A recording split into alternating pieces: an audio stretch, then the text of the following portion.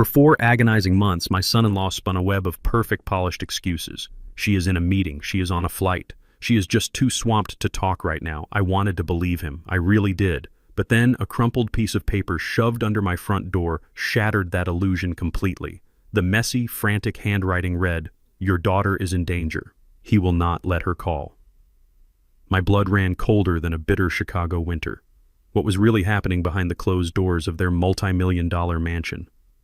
I was about to find out, and I was bringing hell with me. My name is Gregory. I am 69 years old, a retired military combat engineer, and a man who does not play games when it comes to his flesh and blood. Before I tell you the rest of this story, let me know where you are watching from in the comments below. Hit like and subscribe if you believe a father's instinct is never wrong. Sitting at my small kitchen table, the smell of dark roast coffee filling the quiet morning air, I was methodically cleaning my old hunting rifle. It is a habit from my service days, keeping my hands busy to keep my mind sharp and focused.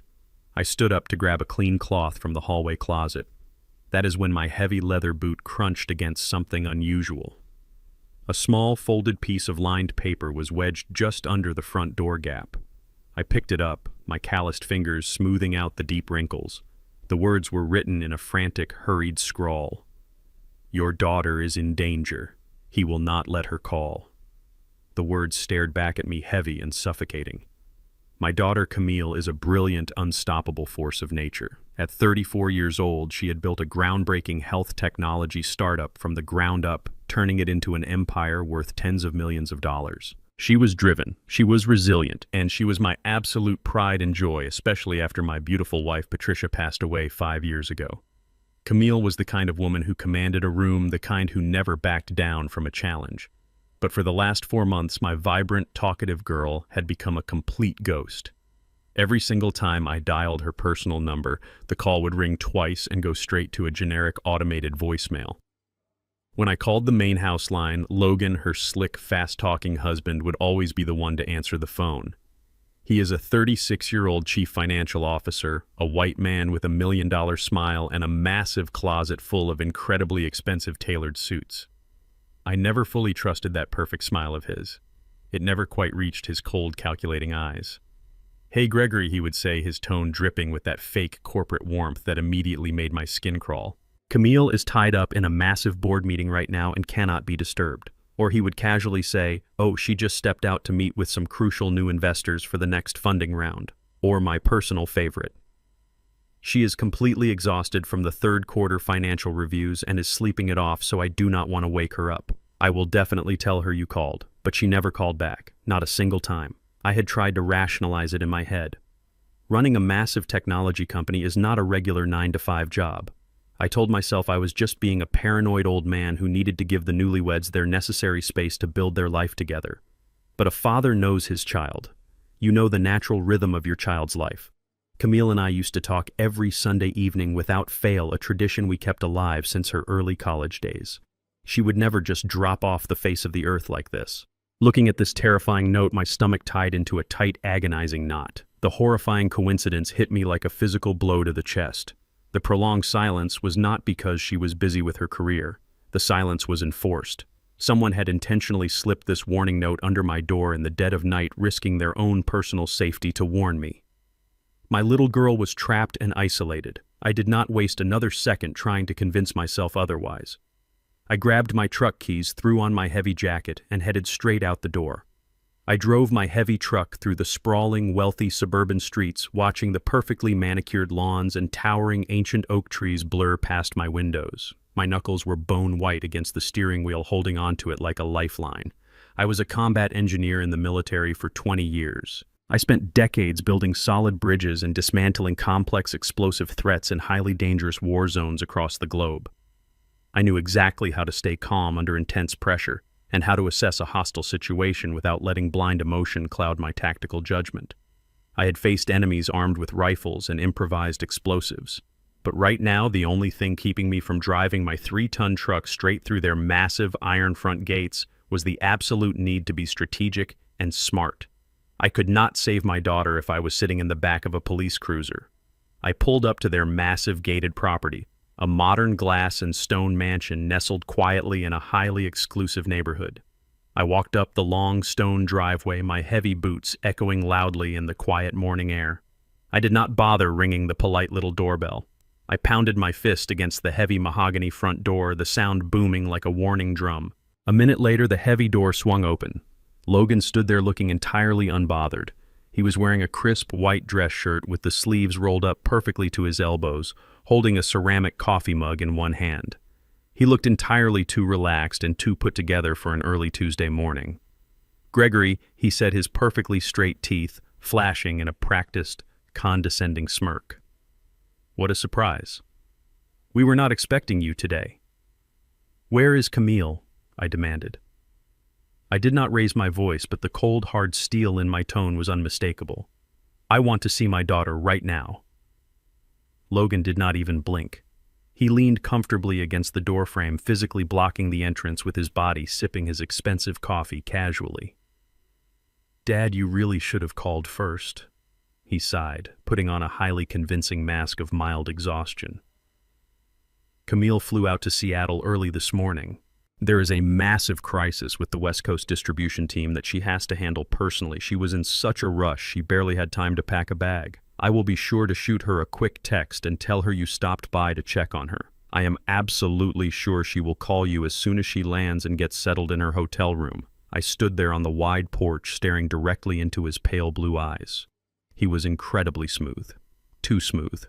He was a practiced liar who had rehearsed his defensive lines until they sounded like the absolute undeniable truth. The primal instinct to grab him by the collar, shove him aside, and tear the large house apart piece by piece flared up inside me, burning hot and violently. I wanted to break down every door until I found her, but my military training kicked in immediately, suppressing the blinding rage. A frontal assault without full intelligence and backup is a fool's game that always ends in disaster. If I caused a major physical scene right now, he would just call the police and claim the crazy, aggressive father-in-law was trespassing and acting violently. He would use the law as a shield to lock me out permanently. I needed solid, undeniable proof before I made my next calculated move. "I understand," I said, forcing my voice to remain perfectly even and calm. "Tell her I love her when you speak to her. Always do." "Gregory," Logan smiled, pulling the heavy door shut in my face. I turned around and started walking slowly down the long driveway. I kept my head down, acting like a defeated, tired old man who believed the lie. But as I reached the end of the property, I paused to tie my boot. I glanced up at the large decorative mirror window of the neighbor's house directly across the quiet street.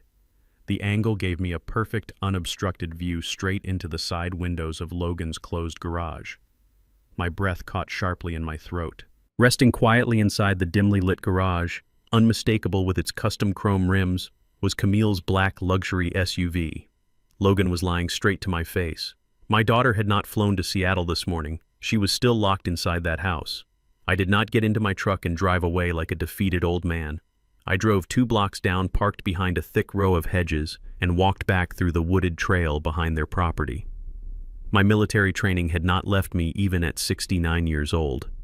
Decades of moving silently through hostile territories overseas made sneaking through a manicured suburban backyard feel like a simple walk in the park.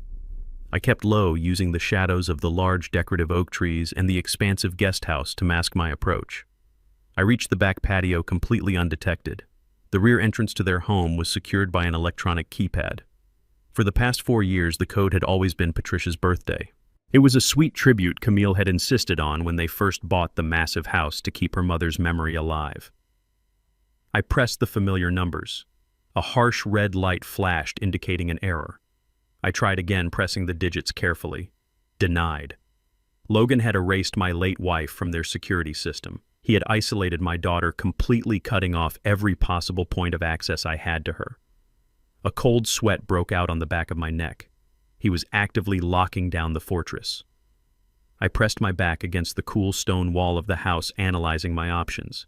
If the code was changed and the front was guarded, I needed visual confirmation before I made my next move. I crept along the side of the house toward the large floor-to-ceiling windows of the formal dining room. I moved with calculated precision, placing every footstep deliberately to avoid the dry autumn leaves scattered across the patio. I pressed my face near the edge of the tinted glass, peering through a small gap in the heavy velvet curtains. The interior of the massive house was eerily quiet. It did not look like a home where a young, vibrant executive lived. It looked like a sterile medical facility. My eyes scanned the grand foyer and the sweeping staircase. Suddenly, a door opened down the hall. A woman stepped out into the corridor. She was not Camille. She was a tall, stern-looking woman wearing crisp white medical scrubs. My heart hammered aggressively against my ribs. Camille was perfectly healthy. She ran half marathons and worked out every single morning. She had absolutely no need for a private in-house nurse. The woman was carrying a shiny silver medical tray. As she walked past the large crystal chandelier, I could see exactly what was on that tray. 2 large syringes and several small glass vials with bright orange warning labels. I had spent enough time in military medical tents to recognize heavy liquid sedatives when I saw them. The nurse turned and began walking up the grand staircase, heading directly toward the master bedroom suite. The reality of the situation hit me with the force of a runaway freight train. Camille was not on a business trip to Seattle. She was not closing deals or managing a corporate crisis. My brilliant, strong daughter was being kept upstairs, completely incapacitated and heavily drugged in her own home. Logan had turned their multi-million-dollar mansion into a private chemical prison. He was pumping her full of narcotics to keep her compliant and silent. The protective father inside me wanted to smash through the heavy glass window, grab that tray, and break Logan in half. But bursting in right now would give him the perfect excuse to call the police and claim I was a violent intruder attacking his hired medical staff. I needed to hear his plan. I needed to know exactly why he was doing this to my flesh and blood. I held my ground, breathing slowly through my nose, waiting for my target to reveal his hand. The heavy glass door to the second-floor balcony slid open with a soft metallic click. I pressed my body flat against the stone wall directly beneath the overhang, holding my breath. Logan stepped out into the crisp morning air. He was holding his cell phone to his ear, his posture completely relaxed. The fake corporate smile he had worn at the front door was gone. His face was twisted into a cold, calculating sneer. I could hear his voice perfectly clear, cutting through the silence of the backyard. "Yes, I just got rid of him," Logan said, his tone dripping with absolute contempt. That old black guy just showed up at the front door asking questions. He bought the Seattle excuse for now, but he is getting suspicious. I do not have time to play games with a paranoid veteran anymore. We need to accelerate the timeline immediately. There was a brief pause as he listened to the person on the other end. I gripped the rough stone of the wall until my fingers ached. Then Logan spoke again, delivering words that made my blood boil with a lethal intensity. "Tell the nurse to up the dosage today," Logan commanded coldly. "I do not care if it makes her sick or completely incoherent. Just keep her heavily sedated and compliant. I need that bitch to sign the full power of attorney documents by tomorrow morning. If she is conscious enough to fight back, we lose the entire company and the payout. Do whatever it takes to get her signature on that paper." My vision literally blurred with pure, unfiltered rage. He was not just isolating her. He was staging a violent corporate coup against his own wife. He was poisoning my daughter to steal her life's work. The company she built, the technology she designed, he was going to take it all and leave her a heavily medicated shell of a human being. The sheer cruelty of his plan was staggering. I reached into my jacket pocket to grab my phone. I needed to record this conversation. I needed undeniable audio proof to take to the authorities to show them exactly what kind of monster was living in this house. My fingers fumbled with the screen of my phone as I pulled it from my heavy jacket. I was rushing, trying to open the voice memo application before Logan finished his call. But in my haste, my thick thumb brushed the wrong button. The screen lit up brightly, and a loud, sharp notification chime echoed through the silent patio. The sound was deafening in the quiet morning air. Logan stopped speaking immediately. He leaned over the balcony railing, looking straight down at the bushes where I was hiding. "Hey," he shouted, his voice echoing with sudden panic and aggressive authority. "Who the hell is down there?" I did not wait for him to spot me clearly. I shoved the phone back into my pocket and bolted. I sprinted across the perfectly manicured lawn, moving faster than I had in 20 years. Behind me I heard Logan shouting orders. Then I heard the terrifying sound of heavy paws hitting the grass. Logan had released his 2 massive guard dogs. The animals barked viciously, closing the distance with terrifying speed. I vaulted over the tall wooden privacy fence, feeling the sharp teeth of the lead dog snap the air just inches from my boot. I hit the ground hard on the other side, rolling into the dirt trail. I scrambled to my feet and ran toward my hidden truck, my heart pounding relentlessly. I was out, but the war had officially begun. I slammed the heavy door of my truck shut and jammed the keys into the ignition with brutal force. The engine roared to life just as the massive iron gates of Logan's property began to buzz open in the distance. I threw the gear into drive and sped down the pristine suburban street, leaving the terrifying echoes of his aggressive guard dogs far behind me. My chest heaved with the heavy physical exertion of the escape, but my mind was already racing a million miles ahead, analyzing the battlefield. Logan was not simply planning a standard corporate takeover. He was systematically dismantling every single aspect of my daughter's life from the inside out. If he was aggressively pressing her for a full power of attorney signature by tomorrow morning, he absolutely had to be moving large liquid assets already.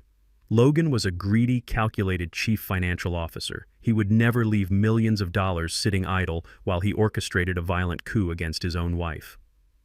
I gripped the steering wheel so tightly my knuckles turned bone white, making a sharp and highly illegal turn at the next major intersection. I did not head back to my empty house. I drove straight toward the towering glass buildings of the downtown financial district. When Camille first launched her incredible health technology startup and secured her massive initial round of funding, she did something that moved me to tears. She set up an ironclad joint trust fund at a premier private wealth bank. It was a financial safety net specifically designed to ensure I would never have to worry about my retirement expenses. We were both registered as equal signatories with full access. If Logan was aggressively tightening the noose around her neck, he would absolutely target her personal liquid reserves first. I needed to see exactly how deep his filthy, manicured hands were buried in her accounts. I pulled up to the imposing marble columns of the bank, ignoring the protesting valet and parking my heavy truck aggressively in the loading zone. I stormed through the heavy glass revolving doors, my combat boots echoing loudly across the polished marble floor. I did not bother waiting patiently in the plush reception area like a normal client. I bypassed the startled front desk attendants completely and pushed open the heavy, frosted glass door of Richard Vance. He was the senior account manager who had personally handled Camille's trust fund for the last 7 highly profitable years. Richard looked up from his dual monitors, his eyes widening in absolute shock at my sudden, unannounced entrance. My heavy canvas jacket was covered in dirt and dry leaves from rolling under Logan's privacy fence, and I was breathing heavily like a man preparing for open warfare. "Gregory," he stammered quickly, standing up and nervously adjusting his expensive silk tie. "What an unexpected visit today. Is everything all right with Camille?"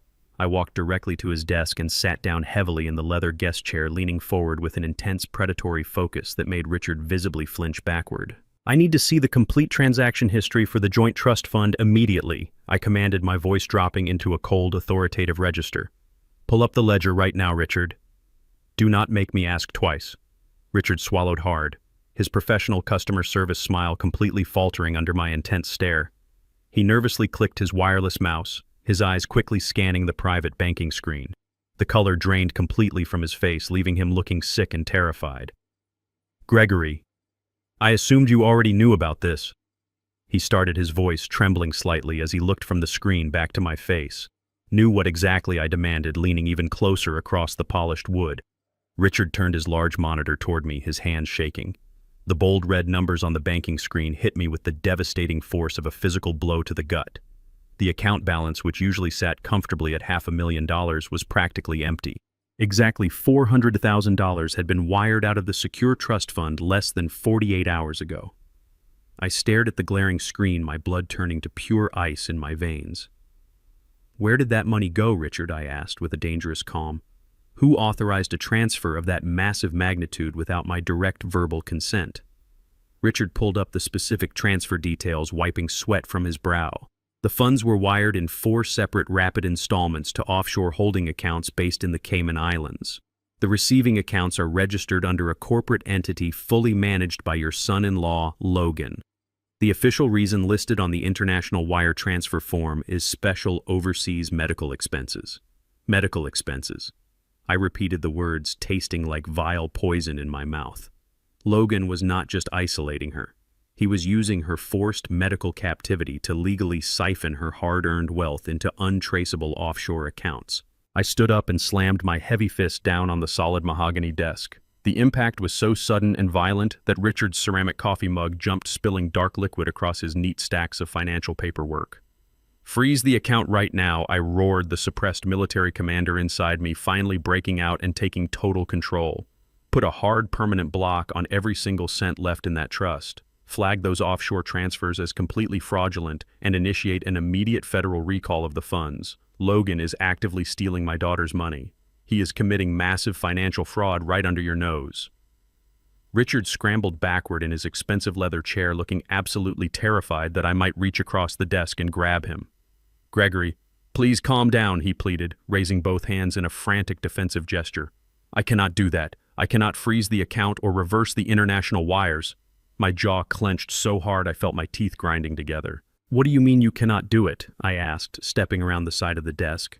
"I am an equal signatory on that joint trust. I am legally ordering you to stop the hemorrhaging of our family funds." Richard shook his head wildly, wiping another bead of sweat from his pale forehead. He reached a trembling hand into a locked desk drawer and pulled out a thick manila folder.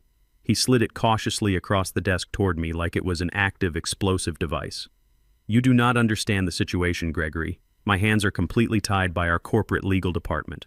Logan came in personally 3 days ago to initiate these massive wire transfers. When I strongly questioned the withdrawal amount and the overseas destination, he provided us with official notarized documentation." I stared at the closed folder, my stomach dropping into a dark, bottomless pit of realization. I knew exactly what kind of sick game Logan was playing. He was a ruthless corporate shark who never left a paper trail exposed. "Open it," Richard instructed softly, his voice filled with genuine pity and helpless regret. I slowly opened the heavy manila folder. Resting on top was a certified medical evaluation printed on the official high-grade letterhead of a highly prestigious private psychiatric facility.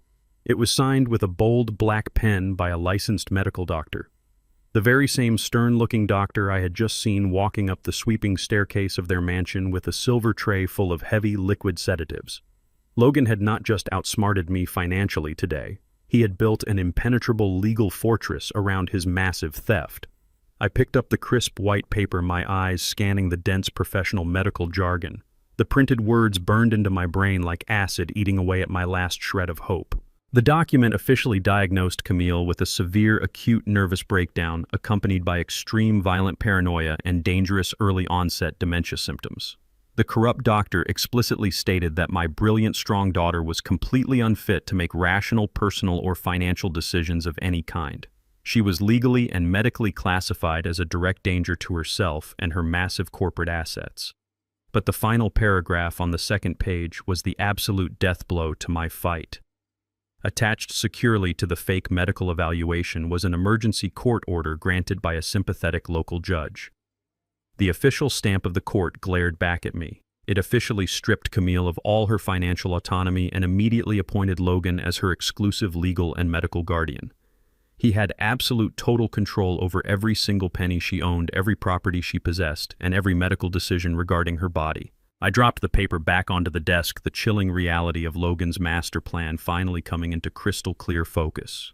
He did not just want to sell her company tomorrow and take the cash. He had successfully rendered her legally incompetent in the eyes of the state. He was holding all the winning cards, and now the strict laws of the system were officially protecting the monster holding my daughter hostage. I walked out of the towering bank feeling the heavy weight of the corrupt legal system pressing down on my shoulders. Logan had built an impenetrable fortress of fraudulent paperwork and dirty medical professionals that I could not simply smash through with brute force. He had the courts completely on his side, but every fortress has a weak point. Every tactical operation leaves a trail of breadcrumbs. I needed raw, actionable intelligence. I needed to know exactly who had risked their life to slide that warning note under my front door in the dead of night. I climbed back into my heavy truck and slammed the door shut. I stared at the dashboard, and a sudden realization hit me. My truck was equipped with a military-grade continuous recording dash cam. It captured a wide-angle, high-definition view of my entire front yard and porch 24 hours a day. I reached up, pulled the small memory card from the camera, and shoved it into the rugged laptop I kept hidden under the passenger seat. I booted up the system right there in the bank parking lot and scrolled through the time-stamped video files, winding back to the early hours of the morning. At exactly 3:14 in the morning, a shadowy figure darted across my lawn. I paused the video and enhanced the grainy night vision footage. The figure was wearing a thick, oversized winter coat and moving with a distinct, slight limp. She pulled the hood back for just a fraction of a second to frantically check her surroundings. My breath hitched in my throat. It was Maria. Maria was a warm, hard-working Hispanic woman who had been Camille's loyal head housekeeper for 6 entire years. She was practically family. She loved my daughter like her own. Why was she sneaking around like a fugitive in the middle of the night? Logan must have purged the staff to eliminate any loyal witnesses. I pulled out my phone and dialed a personal contact number I had saved years ago. I needed to find her immediately. Tracking Maria down took less than an hour. We agreed to meet at a rundown, greasy spoon diner on the industrial outskirts of the city, miles away from Logan's wealthy, manicured neighborhood. When I walked through the dingy glass doors, I spotted her immediately. She was huddled in the darkest corner booth, gripping a chipped ceramic coffee mug with both trembling hands. She looked absolutely terrified. Her eyes darted nervously toward the entrance every time a car drove past the dirty front windows. I slid into the cracked vinyl booth opposite her, keeping my posture calm and non-threatening. The moment she saw my face, the dam broke. Heavy tears streamed down her wrinkled cheeks and her shoulders shook violently. She leaned across the sticky table, her voice dropping to a frantic, terrified whisper. "Gregory, you have to save her," she sobbed, gripping my forearm with surprising strength. "Logan is a monster. He fired the entire original household staff 2 weeks ago without any warning or severance pay. He replaced us all with cold, silent private security people who answer only to him." Maria explained that she suspected something sinister was happening, so she had secretly returned to the property using an old spare key Logan did not know about. What she witnessed made my blood run freezing cold. Logan was not just administering standard prescribed medication. He was aggressively crushing heavy, dangerous sedatives into a fine powder and mixing them directly into Camille's morning smoothies and evening soups. He was deliberately keeping her in a constant heavy chemical stupor. Maria described the sickening scene she watched through a cracked door. Logan would prop my brilliant, strong daughter up against the heavy headboard like a lifeless rag doll. He would place a pen in her limp hand, physically guide her fingers, and force her to sign towering stacks of complex legal documents. Camille could not even keep her eyes open, let alone comprehend the massive corporate theft she was authorizing. When Maria tried to intervene and stop him, Logan aggressively shoved her against the hallway wall. He threatened to have her deported and ruin her entire family if she ever breathed a word to anyone. I sat there in the dim diner, absorbing the sheer horror of her words. The physical and psychological abuse Logan was inflicting on my flesh and blood was sickening beyond measure. My military instincts screamed at me to drive back to that mansion, kick down the front door, and physically break him apart with my bare hands. But anger without evidence is a losing strategy that would only end with me in a jail cell and Camille left entirely at his mercy. I looked Maria directly in the eyes. "I need proof." "Maria," I stated firmly, keeping my voice perfectly level, "I cannot bypass a corrupt judge and a fake medical guardianship without hard, undeniable evidence of his crimes. Did you manage to take anything from that house?" Maria wiped her tear-stained face, looking around the diner once more to ensure nobody was listening to our conversation. She reached deep into her battered canvas tote bag and pulled out a crinkled plastic Ziploc bag. She handled it as if it were a highly volatile explosive device. Inside the clear plastic was a crumpled, partially charred piece of thick legal paper. On her final day before Logan's private security team physically threw her off the estate, Maria saw him burning a massive pile of documents in the master study fireplace. Logan was arrogant and reckless, assuming the roaring fire would instantly turn his treacherous paper trail to pure ash. After he hastily left the room to deal with a delivery at the front gate, Maria rushed to the blazing hearth. She reached her bare hands directly into the scorching hot ashes, burning her fingertips to pull out the only piece of paper that had not been completely consumed by the flames. She slid the plastic bag across the sticky table toward me. I picked it up with extreme care. The edges of the thick paper were scorched pitch black, crumbling slightly under the pressure of my thick fingers. But the center text, the most crucial part of the document, remained perfectly legible. It was a highly detailed draft of a massive corporate acquisition agreement.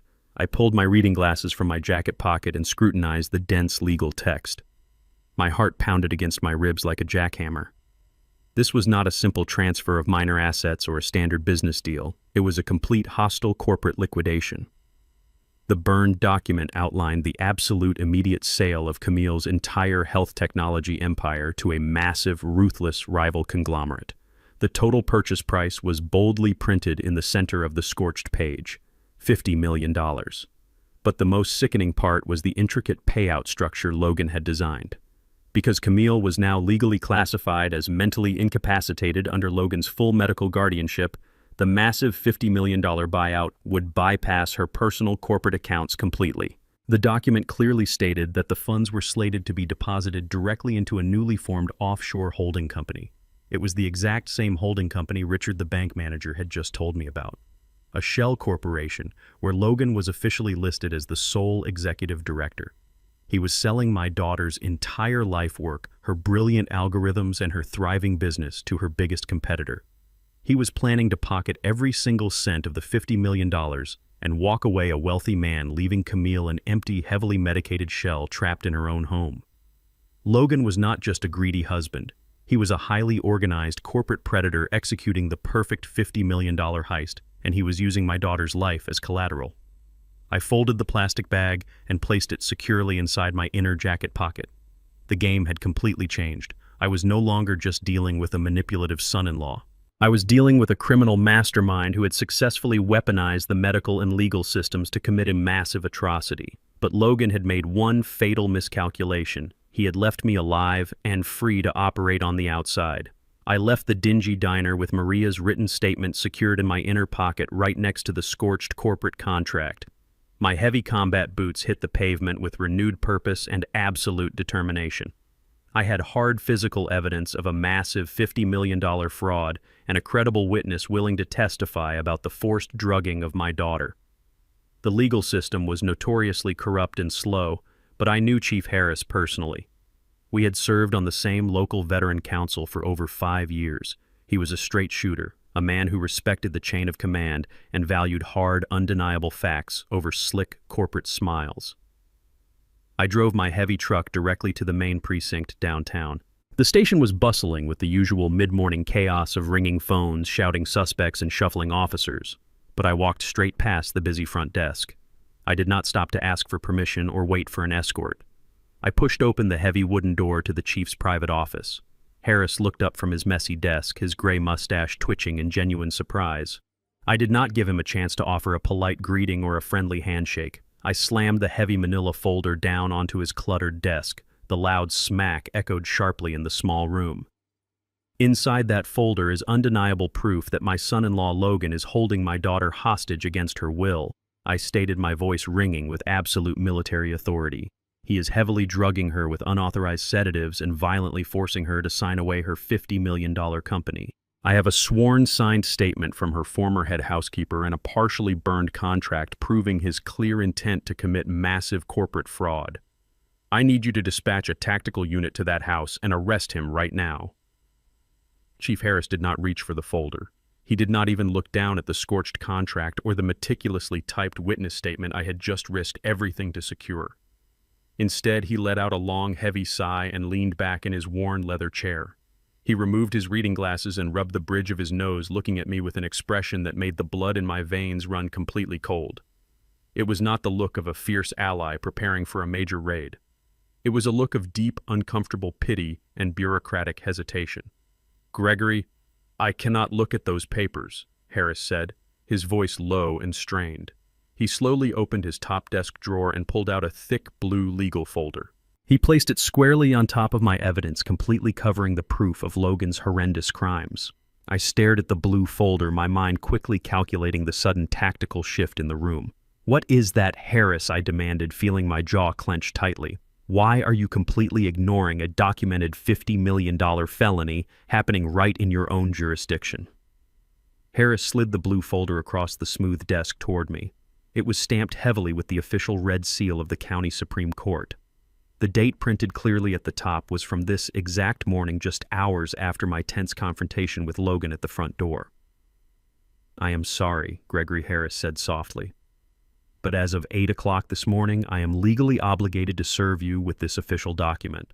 I opened the heavy blue cover and my eyes scanned the bold black text. It was an emergency temporary restraining order. The plaintiff listed proudly at the top was Logan.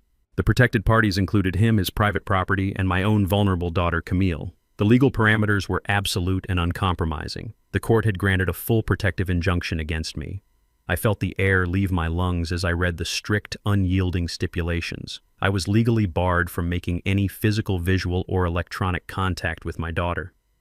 The system had not just ignored my desperate plea for help, it had actively moved to neutralize me entirely.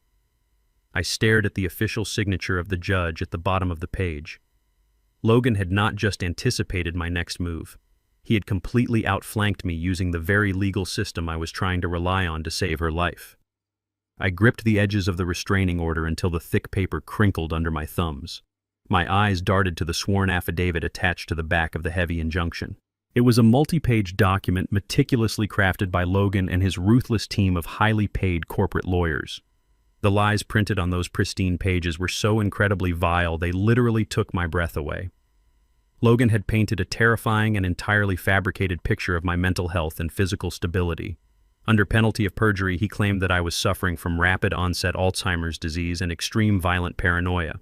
The affidavit detailed the incident from this morning, twisting the narrative entirely out of proportion. It stated that a confused and highly aggressive elderly veteran had shown up at his home unprovoked, screaming wild delusions about corporate espionage and physically threatening to break down the heavy front door. He even included a fabricated medical statement from the corrupt private doctor claiming my extensive military background made me a severe physical threat to the peaceful household. He had completely inverted reality. He made himself look like the terrified, protective husband desperately trying to shield his severely ill wife from her dangerous, unhinged father. "Look at this garbage, Harris," I growled, tossing the fraudulent document back onto the desk. "You have known me for a decade. Do I look like a man losing his mind to severe dementia? Do I sound like a paranoid old fool shouting at the clouds?" Harris stood up and walked around the desk, placing a heavy, sympathetic hand on my shoulder. "Gregory, I know you are a good, sane man," he said quietly, "but my hands are completely tied by the Supreme Court." Logan provided them with extensive medical documentation and sworn statements from licensed security professionals claiming you trespassed on his property and directly threatened his life. In the strict eyes of the law right now, you are the dangerous aggressor. He is using this fake paper shield to isolate Camille completely, I argued, pushing his hand away and standing my ground. "If you enforce this ridiculous order, you are handing him the keys to her execution." Harris shook his head, his expression hardening into the stoic face of a law enforcement officer strictly bound by the rules. The judge signed the order. "Gregory, I cannot override a Supreme Court injunction based on a piece of burned paper you brought me. If I send a police unit to that house to investigate your wild claims without a warrant, Logan's lawyers will have my badge by sunset, and you will be thrown in a cell for violating the federal order."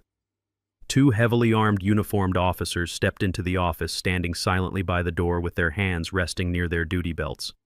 The atmosphere in the small room had shifted drastically from a tense conversation between old friends to a stark official warning. Harris looked me directly in the eyes, his tone losing all its previous warmth and camaraderie. "Read the bottom line of that legal document carefully, Gregory. It mandates a strict 100-meter perimeter. If you step foot anywhere within 100 meters of Logan's property, his vehicles, or your daughter, we will have no choice but to arrest you immediately. The exact moment you cross that invisible line, we will put you in tight handcuffs and lock you in a holding cell without bail." I stood in the center of the police chief's office, holding the scorched evidence of my daughter's destruction in one hand and the legal document protecting her abuser in the other. Logan had successfully weaponized the entire police force against me. He had built a massive, impenetrable wall of legal red tape around his horrific crimes. I was officially stripped of all my legal weapons, unable to rely on the authorities to save my own flesh and blood. I did not argue further. I turned around and walked past the two armed officers stepping out into the cold afternoon air. The law had failed me entirely. It was time to stop playing by their rules. I sat in my truck outside the precinct. No tears, no screaming. Pity and panic were civilian luxuries I could no longer afford. The moment the police chief handed me that restraining order, the rules of engagement shifted entirely. I was no longer a concerned father trying to navigate a corrupt bureaucracy. I was a combat engineer stepping back into the theater of war. I pulled out a prepaid burner phone I always kept hidden in my emergency go bag. I dialed a heavily encrypted number I had not used in 6 years. The line rang exactly twice before a gravelly voice answered. Malcolm was a former military intelligence operative and a ghost in the cybersecurity world. We had served 3 grueling tours together, and he owed me his life after a chaotic extraction mission in Kabul. Gregory Malcolm said, his voice low and instantly alert to the heavy tension in my silence. "You do not call on this secure line to catch up on old times.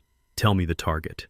"I need a digital fortress completely dismantled," I replied, my voice completely devoid of emotion. "My son-in-law is holding Camille hostage. He has weaponized the medical and legal systems. I have a Supreme Court restraining order keeping me 100 meters away from her, and he is actively orchestrating a $50 million hostile corporate takeover of her company. I need eyes inside his property right now, and I need absolute discretion. Give me 5 minutes to boot up the heavy servers." Malcolm answered, the sound of rapid typing already echoing in the background. "Send me the exact address. We are going completely dark on this one." I drove to a desolate industrial park and parked my truck deep in the shadows of an abandoned warehouse. I opened my rugged laptop and linked it to the secure connection Malcolm had just established. The screen flickered to life, displaying a dozen high-definition video feeds. Malcolm had not just hacked into the public traffic cameras on Logan's wealthy street. He had successfully breached the highly expensive private security network Logan installed around the perimeter of the mansion. We had multiple angles of the towering front gate, the expansive backyard, and the side service entrances. "Look at the camera covering the eastern door," Malcolm instructed, his voice feeding directly through my secure earpiece. "Logan thinks his digital firewall is impenetrable, but he bought commercial-grade garbage." I watched the live video feed intensely. A sleek silver sports car pulled up to the secluded side door. A woman stepped out. She was wearing a tailored white medical coat, carrying a heavy leather briefcase. It was the exact same stern-looking doctor I had seen earlier, carrying the silver tray of heavy liquid sedatives. Malcolm ran her license plate and facial profile through a series of restricted government databases. "Her official name is Dr. Elena Rostova." Malcolm reported, his fingers flying across his mechanical keyboard. "She is a licensed private psychiatrist with a history of highly questionable prescription practices. But here is the real payload, Gregory. Look at her financial records and recent travel logs." Malcolm pulled up a split screen showing a series of offshore bank transfers and flight itineraries. Elena Rostova was not just a corrupt doctor on Logan's payroll. She had accompanied him on 5 different luxurious weekend trips to the Bahamas over the past year. They stayed in the same exclusive resort suites and shared a private joint bank account heavily funded by Logan's corporate bonuses. She was his mistress. They were working together as a highly coordinated unit. Logan was using his secret lover to medically incapacitate his own wife, ensuring absolute physical compliance, while they systematically drained her massive empire. The sheer audacity of their sick partnership made my grip tighten around the steering wheel until my joints popped. They felt completely invincible, operating right out in the open. "We need audio, Malcolm." I commanded, my eyes tracking Elena as she punched a code into the side door keypad and entered the massive mansion. "Can you crack her mobile device?" "Give me 60 seconds, Malcolm replied.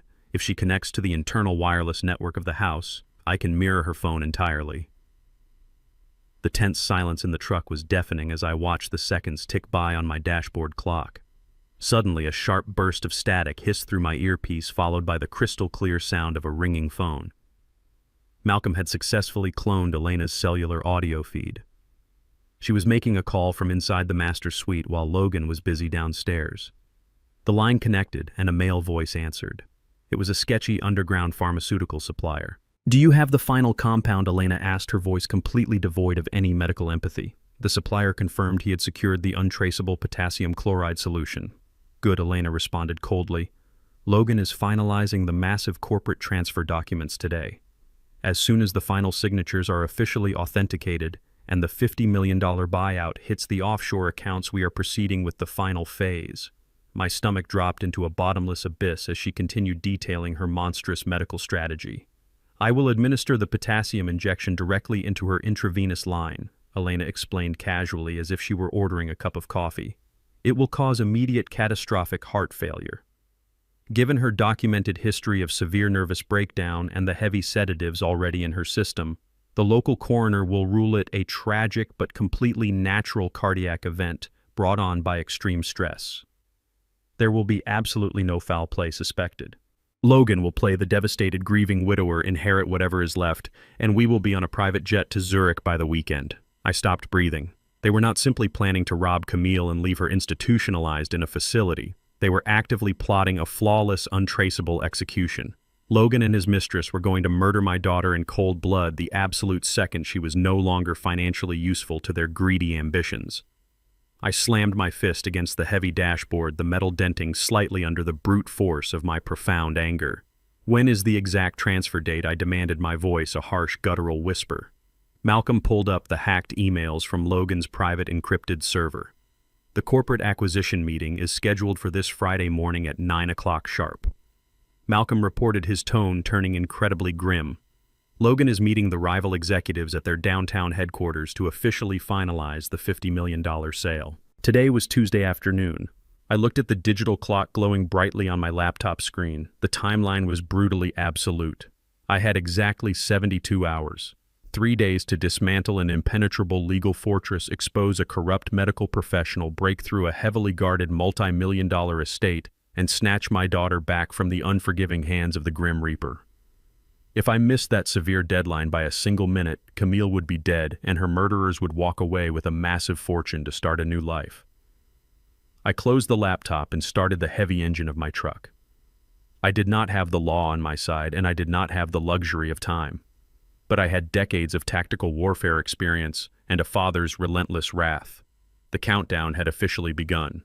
Malcolm did not just find Dr. Elena Rostova's financial records. He tracked the digital footprint of her secret debilitating addiction. Logan thought he had chosen a brilliant clinical partner for his murderous conspiracy, but he had actually chosen a desperate woman drowning in a dangerous vice. By Tuesday evening, Malcolm's tracking software pinned her cellular device to a desolate industrial sector on the edge of the city. I parked my heavy truck 3 blocks away from an abandoned meatpacking facility. It looked completely derelict from the cold, dark street, but the steady stream of luxury vehicles pulling into the hidden subterranean garage told a very different story. It was an illegal, high-stakes underground casino run by an organized criminal syndicate. Malcolm fed the audio intelligence directly into my earpiece. "Elena is in deep." Gregory Malcolm reported, the sound of his rapid keystrokes echoing in my ear. "She owes a massive fortune to the house. She has been systematically bleeding Logan's offshore allowances dry at the roulette tables. She is currently down another $50,000 tonight alone. That is her fatal flaw. She is not committing this horrific crime out of loyalty or love for your son-in-law. She is doing it because if she does not secure a massive payout by the end of the week, the violent loan sharks running this facility are going to break both of her legs." I sat in the pitch-black cabin of my truck watching the heavily guarded, reinforced steel door of the underground exit. The freezing autumn rain started to fall, but I did not take my eyes off the target for a single second. I did not have to wait long. Desperation makes people incredibly predictable. At exactly 11 o'clock, the heavy metal door swung open. Elena walked out into the freezing night air. Her shoulders were slumped, and her expensive designer coat was pulled tight against the chilling wind. She had the unmistakable defeated posture of a degenerate gambler who had just lost everything she had left. She marched aggressively toward her sleek silver sports car, her high heels clicking sharply against the cracked asphalt. The underground parking structure was dimly lit by a few flickering fluorescent bulbs, casting long, ominous shadows across the concrete pillars. I slipped out of my truck, moving with absolute silence. Decades of tactical military training taught me exactly how to control a physical environment and dictate the terms of an ambush.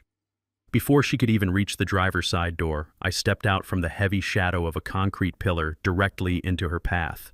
I slammed a thick, heavy manila folder down onto the pristine hood of her expensive car. The sharp, explosive smack echoed like a gunshot in the empty parking lot. Elena gasped violently, taking a terrified step backward. Her designer purse slipped from her shoulder, hitting the wet ground. "Who are you?" she stammered, her voice trembling as she frantically looked around for the armed security guards who were nowhere to be found. "Get away from my vehicle right now, or I am calling the police." I did not flinch. I did not raise my voice. I took one deliberate step forward, invading her personal space and trapping her between my solid physical frame and the cold metal of her car.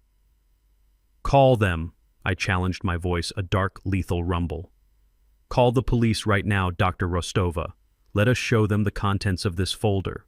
Let us show the authorities your massive illegal gambling debts, the unrecorded loans from violent criminal syndicates, and the severe medical board reprimands you have been hiding from the federal government." Her hand froze halfway to her coat pocket. The false bravado melted from her face, instantly leaving behind a pale, terrified mask. I tapped my heavy index finger against the thick folder resting on her hood. "I know absolutely everything, Elena," I stated coldly. "I know about the unauthorized liquid sedatives, I know about the fraudulent medical evaluation you signed this morning, and I know all about the lethal dose of potassium chloride you are planning to inject into my daughter's intravenous line the exact second the $50 million corporate buyout clears on Friday morning." The blood completely drained from Elena's face.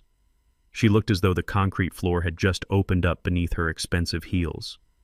Her chest heaved with rapid, panicked breaths, and her eyes darted frantically, searching for an escape route that simply did not exist. "You are Camille's father," she whispered, her voice barely audible over the distant hum of the city traffic.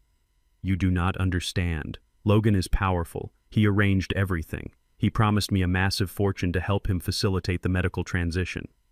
I laughed. It was a cold, harsh sound, devoid of any humor or warmth.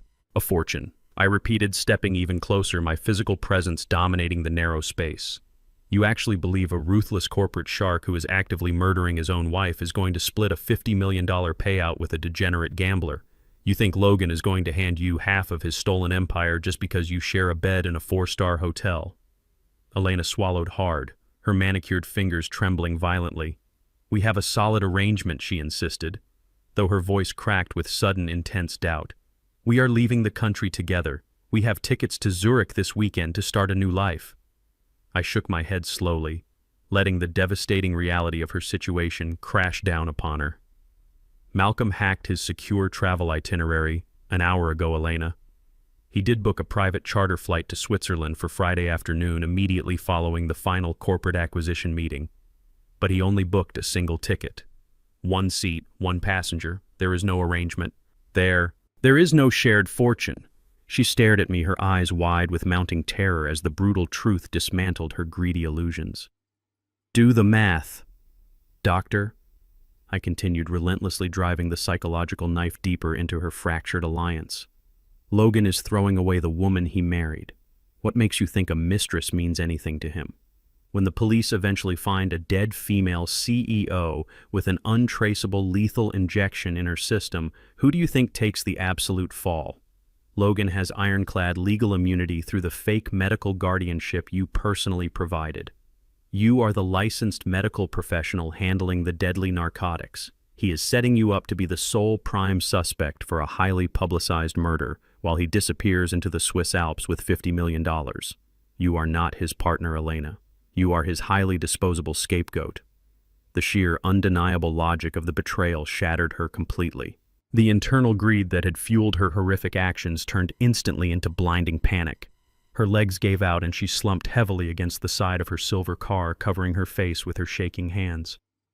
"I am a dead woman," she sobbed, the realization of her impending doom breaking her spirit entirely. "The loan sharks will kill me if I do not pay them by Saturday, and Logan is going to frame me for first-degree murder." I reached out and grabbed her firmly by the shoulder, forcing her to look up at my unyielding expression. "You have exactly 1 chance to survive this week," I told her, my tone offering a strict, unforgiving ultimatum. "You are going to help me extract Camille from that mansion tonight. If you cooperate, I will personally ensure this folder of evidence disappears, and you have a fighting chance to run from your debts. If you refuse, I will hand your murder conspiracy directly to the FBI in 10 minutes, and you will spend the rest of your miserable life in a federal penitentiary." Elena nodded frantically, her basic survival instinct completely overriding her shattered loyalty to Logan. She pulled a silver pen from her coat and frantically wrote a complex alphanumeric code on the back of a parking receipt.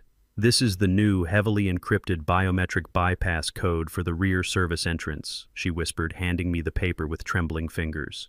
"The private security team does a mandatory shift rotation exactly at 2 o'clock in the morning.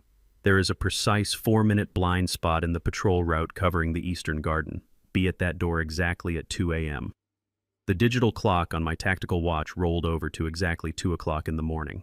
The freezing autumn wind whipped fiercely through the barren branches of the estate gardens as Malcolm and I crouched in the absolute pitch-black shadows of the Eastern Service entrance. Malcolm was dressed in matte black tactical gear, carrying a heavy encrypted tablet that monitored the localized security frequencies. He gave me a sharp, silent nod. The 4-minute blind spot in the private security patrol had officially begun. I stepped up to the heavy reinforced steel door and punched in the complex alphanumeric biometric bypass code Dr. Elena Rostova had frantically scribbled on the back of a parking receipt just hours earlier. For a terrifying second, the keypad glowed a hostile amber. Then a soft, mechanical click echoed in the stillness. The heavy locking mechanism disengaged. I pushed the door open and we slipped silently into the sprawling, multi-million-dollar mansion. The immediate sensory assault was entirely overwhelming. This did not smell like the warm, vibrant home my daughter had joyfully purchased 3 years ago.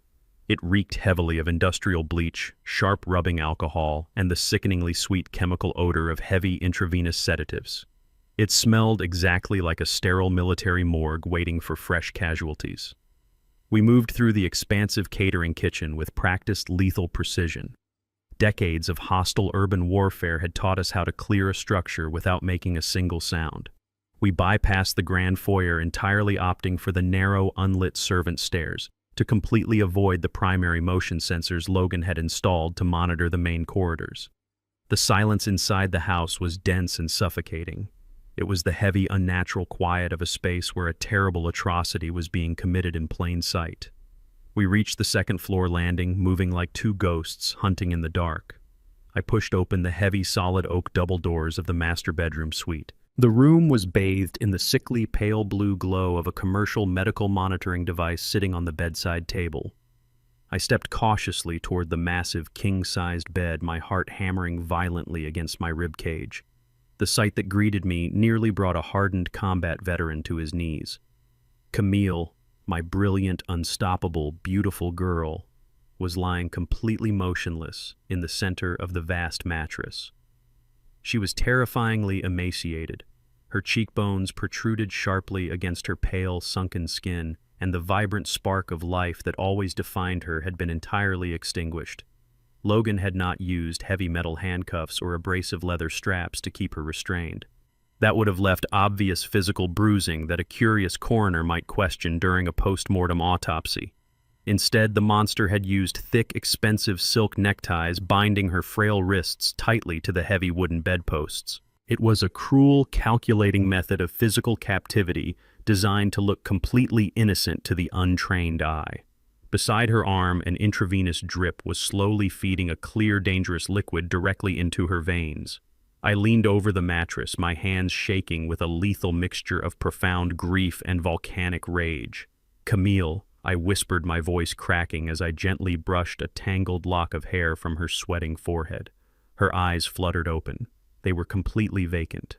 The heavy, continuous dose of liquid sedatives and unauthorized narcotics had stripped her soul away, leaving behind an empty, hollow shell. She looked directly at my face, but there was absolutely no recognition in her dark, sunken eyes. She did not know she was looking at her own father.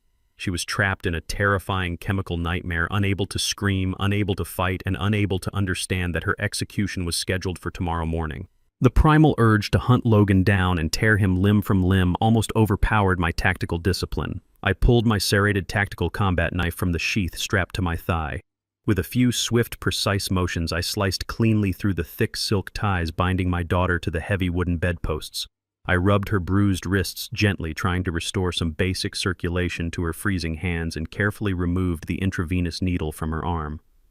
Malcolm was standing guard by the bedroom door, monitoring his encrypted tablet for any sudden spikes in the local security frequencies. "We are clear, Gregory," Malcolm whispered, maintaining a strict operational volume. "Let us secure the package and extract immediately before the patrol loop resets." I leaned over the mattress and gently hoisted Camille onto my broad shoulders. She weighed absolutely nothing. The vibrant, athletic woman who used to run half marathons was now as light as a fragile child. I secured my grip around her legs, ensuring she would not slip while we navigated the steep servant stairs in the dark. We moved purposefully toward the heavy oak doors. Suddenly, the harsh, aggressive screech of high-performance tires violently shattered the absolute silence of the suburban night. Malcolm's encrypted tablet instantly lit up with a barrage of bright red proximity alerts. I froze in the center of the master suite, the heavy weight of my daughter resting on my back. I looked through the gap in the heavy velvet curtains down at the expansive stone driveway. Logan's sleek custom sports car had just violently jumped the curb and skidded to a halt directly in front of the grand entrance. He was not supposed to be home until sunrise. He had explicitly told Elena they were meeting later to finalize their escape. But the arrogant bastard had returned early from a lavish celebration dinner with his corrupt corporate board members.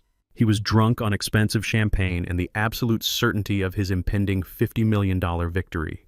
The heavy front doors unlocked with a loud electronic chime. Logan's booming drunken laughter echoed sharply up the sweeping grand staircase, bouncing off the marble walls of the foyer.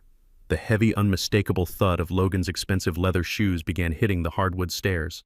He was marching straight up to the master suite, fully intending to check on his heavily medicated captive before passing out. I had mere seconds to make a definitive tactical decision that would determine all of our fates. I shoved Malcolm aggressively toward the heavy glass doors leading out to the expansive master balcony. "Take her over the side trellis," I commanded in a harsh, desperate whisper, transferring my daughter's frail weight directly into the arms of my most trusted brother-in-arms. "Do not stop moving until she is completely secure inside the armored truck." Malcolm nodded, his jaw set with grim military determination. He hoisted Camille effortlessly over his broad shoulder, pushed open the heavy glass doors and slipped out into the freezing night air, descending into the dark garden below. I grabbed the handles and pulled the heavy glass doors firmly shut behind them, locking the deadbolt to ensure they were entirely sealed off from the bedroom. I did not follow them into the cold night. I turned around, dropping my heavy combat knife back into its thigh sheath. I stepped deliberately out of the master suite directly into the dimly lit second-floor hallway, closing the oak doors behind me. I squared my broad shoulders, planting my heavy combat boots firmly on the expensive Persian carpet.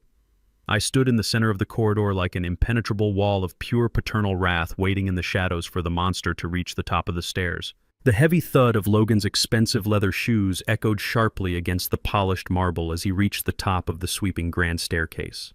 The arrogant, drunken laughter that had filled the pristine foyer just moments ago abruptly died in his throat the exact second his pale blue eyes locked onto my broad frame. I stood completely motionless in the center of the dimly lit second-floor corridor, an impenetrable wall of pure paternal wrath. The air between us cracked with a lethal, volatile tension. For a brief, fleeting moment, absolute shock washed over his perfectly manicured face. He had expected to find his drugged wife lying helpless in bed, not a hardened combat veteran waiting for him in the shadows. But Logan was a ruthless corporate predator who thrived on sudden chaos and conflict. The initial shock melted instantly into a dark, twisted smirk. He reached smoothly inside the breast pocket of his tailored suit jacket.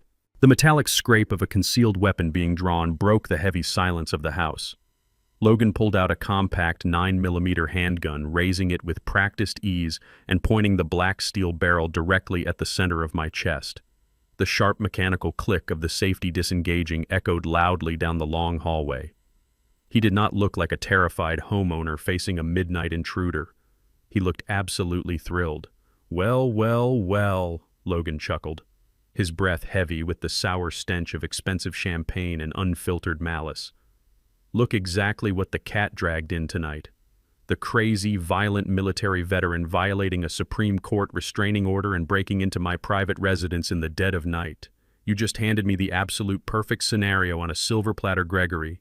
I can shoot you right here in my own hallway, and the corrupt legal system you despise so much will pin a medal on my chest for defending my property from a dangerous lunatic." I did not flinch. I did not raise my hands in surrender. My extensive combat training kept my heart rate perfectly steady while staring down the dark barrel of a loaded weapon. "Go ahead and pull the trigger," I challenged, my voice a low, dangerous rumble that vibrated through the quiet hall. "Let us see how your perfect heroic narrative holds up when the police search the house and find your wife completely missing from her medical prison." Logan laughed loudly, waving the barrel of the handgun slightly as if he were conducting a twisted symphony. He was completely intoxicated by his own perceived invincibility and the heavy liquor coursing through his veins. "You really think you can outsmart me, old man?" he mocked, taking a slow, deliberate step forward. "You think you can swoop in here like some outdated action hero and save the day? You are nothing but a forgotten relic, a washed-up soldier who does not understand how the modern world operates. The real world operates on ironclad contracts, permanent ink, and massive amounts of money. And as of 4 o'clock this afternoon, I own the entire board." He stepped even closer, the dark barrel of the gun remaining leveled steadily at my heart. His eyes were wide and manic, fueled by pure, unadulterated greed. "I do not care if you manage to get Camille out of this house." Logan spat, his voice dripping with venomous contempt. "It does not matter to me anymore. Her physical presence is entirely irrelevant to my ultimate victory. I got exactly what I needed from her useless, drugged body. She signed the final corporate transfer documents this afternoon before she passed out from the sedatives. The ink is completely dry. The $50 million corporate acquisition is officially locked in stone." Logan leaned forward, his face twisted into a mask of pure, triumphant cruelty. "Tomorrow morning at 9 sharp, the rival conglomerate executives are countersigning the final page in a downtown boardroom. The exact second that pen lifts from the paper, $50 million will be wired directly into my untraceable offshore holding accounts. By the time the local authorities scrape your dead body off my expensive hardwood floor, I will be on a private jet flying over the Atlantic with my new partner.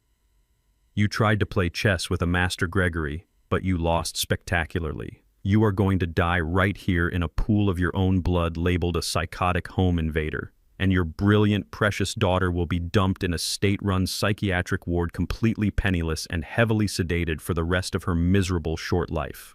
My victory is absolute, and there is nothing you can do to stop it." I stood perfectly still, letting his manic, arrogant gloating wash over me like a cold, harmless breeze. He was a man who worshipped fraudulent paperwork and truly believed that a few forged signatures on a legal document made him a god.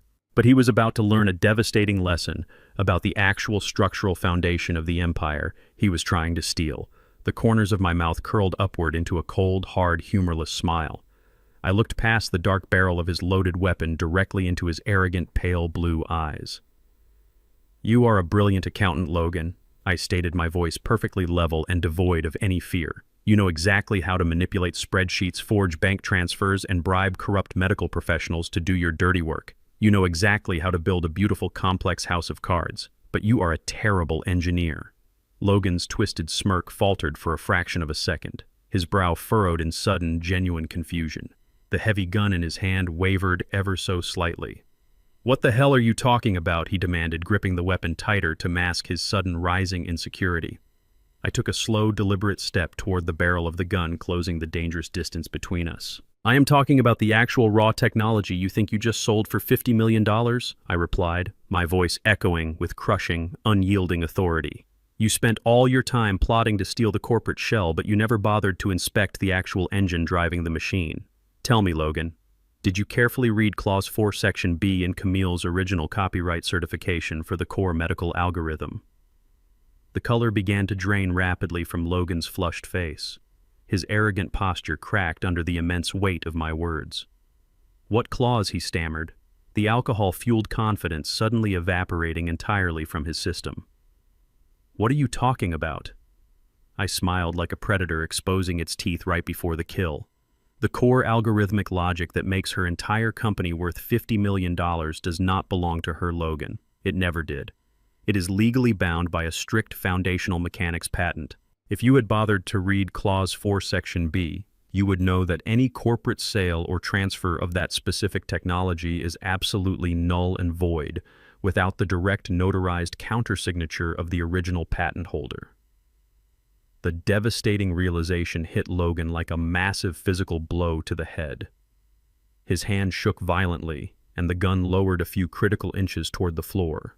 The $50 million empire he thought he had completely secured was suddenly crumbling into worthless dust right in front of his eyes. "Who is the patent holder?" he choked out, his voice laced with absolute raw, blinding panic. I just stared at him, letting the terrifying truth dawn on him completely. "I filed that mechanical patent 10 years ago while I was still working in the military engineering course. You just sold an empty box." Logan's eyes widened in sheer, absolute horror. "No," he gasped, taking a frantic, unsteady step backward. "That is impossible. The legal documents are in the master safe." He spun around, entirely forgetting about the loaded gun in his hand and the dangerous man standing right in front of him. He bolted frantically down the hallway, tearing open the heavy oak door to his private study to desperately check the physical files locked in his reinforced wall safe. He needed to see his massive failure with his own eyes. The exact second his back was turned, I moved with explosive military speed. I did not waste a single moment trying to disarm a panicked, desperate man. The mission was extraction, not assassination. I sprinted back into the master bedroom, vaulting smoothly over the heavy wooden balcony railing. I slid rapidly down the thick stone trellis, dropping the last 10 feet directly onto the cold, wet grass below. The heavy diesel engine of Malcolm's armored tactical truck was already roaring in the dark alleyway behind the estate. I sprinted through the shadows, ripped open the heavy passenger door, and threw myself inside. Camille was secured safely in the reinforced back cabin, breathing steadily and wrapped in a heavy thermal tactical blanket. "Hit it!" I roared to Malcolm. The heavy tires spun wildly, gripping the wet asphalt as we tore out of the wealthy suburban neighborhood, leaving Logan trapped entirely alone in his massive empty mansion, holding a loaded gun and a completely worthless stack of paper. The tires of Malcolm's heavily armored tactical truck screamed against the wet asphalt as we tore out of the wealthy suburban grid. I knelt in the reinforced back cabin, keeping 2 firm fingers pressed tightly against Camille's fragile wrist. Her pulse was dangerously slow and her breathing was horribly shallow. Logan and his corrupt mistress had pumped her full of enough heavy industrial sedatives to drop a full-grown horse. I could not take her to a standard public hospital. Logan possessed that fraudulent Supreme Court medical guardianship. The exact second I walked through the sliding glass doors of a public emergency room, the hospital administrators would be legally obligated to notify him and have me arrested for kidnapping. We needed an off-the-grid medical sanctuary. Malcolm navigated the dark city streets with flawless military precision, heading straight for the industrial sector. We pulled up to a heavily fortified concrete building surrounded by high razor-wire fences. It was a private, undisclosed medical clinic fully funded and operated by an elite network of combat veterans. The chief medical officer was Dr. Aris, a former frontline trauma surgeon who owed his life to my engineering unit in Fallujah. Aris did not ask any bureaucratic questions. The heavy steel doors rolled open, and a team of trusted veteran medics rushed out with a specialized gurney. We wheeled Camille directly into a secure, sterile trauma bay. Aris immediately analyzed her severely dilated pupils and hooked her up to a massive hemodialysis machine. We need to actively filter the heavy neurotoxins directly out of her bloodstream. Aris commanded his team, moving with rapid, synchronized military efficiency. "It is going to be a brutal, aggressive detox process, Gregory, but we will get your girl back." I stood rigidly in the corner of the blindingly bright medical bay, watching the thick, clear tubes pull the poisoned blood from her arm, run it through the advanced filtration system, and pump it back into her frail body. The extraction was successfully completed, but the war was far from over. I leaned heavily against the cold, sterile wall of the clinic, crossing my thick arms over my chest. I watched the rhythmic pulsing of the dialysis machine, systematically cleaning the lethal toxins from my daughter's system. As I stood there listening to the steady mechanical hum of the life-saving equipment, my mind drifted back to the absolute core foundation of Camille's massive $50 million empire. Logan considered himself a financial genius. He was a man who worshipped spreadsheets, profit margins, and corporate loopholes. He looked at me and saw nothing but a washed-up, elderly black combat veteran. He vastly underestimated the raw intellect required to build the actual structural foundation of a modern technology company. Camille was undeniably a brilliant software architect. She coded the revolutionary artificial intelligence diagnostic algorithms that made her startup an overnight sensation in the medical technology sector. But software requires highly specialized hardware to function in the real world. 15 years ago, long before Camille ever met that arrogant monster, I was working as a senior mechanical engineer for the Department of Defense. I spent years designing and perfecting highly advanced fluid dynamics pumps for portable battlefield trauma kits. I officially registered and fully secured the foundational mechanical patents for that specific biometric valve design tightly under my own name. When Camille decided to launch her ambitious healthcare startup, she realized her brilliant diagnostic software needed a flawless physical delivery system to administer precise microdoses of medication. I proudly gave my ambitious daughter unlimited free access to use my military-grade mechanical architecture as the physical shell for her revolutionary software. We integrated my patented hardware with her groundbreaking code, creating an unprecedented medical device. It was the perfect symbiotic partnership between a father and his brilliant daughter. But I never legally transferred the actual ownership of the original mechanical patent to her corporate entity. It remained safely and securely registered in my name, locked away in a federal database. That undeniable legal fact was the absolute fatal flaw in Logan's flawless $50 million heist. He had spent months meticulously isolating my daughter, heavily drugging her mind and bribing corrupt medical professionals to declare her legally incompetent. He had successfully manipulated the Supreme Court to grant him absolute financial and medical guardianship over her entire life. He had forcefully guided her limp, unconscious hand to sign the massive corporate transfer documents officially selling her entire enterprise to a ruthless rival conglomerate. But Logan was a greedy, impatient financial officer who only cared about the final payout numbers.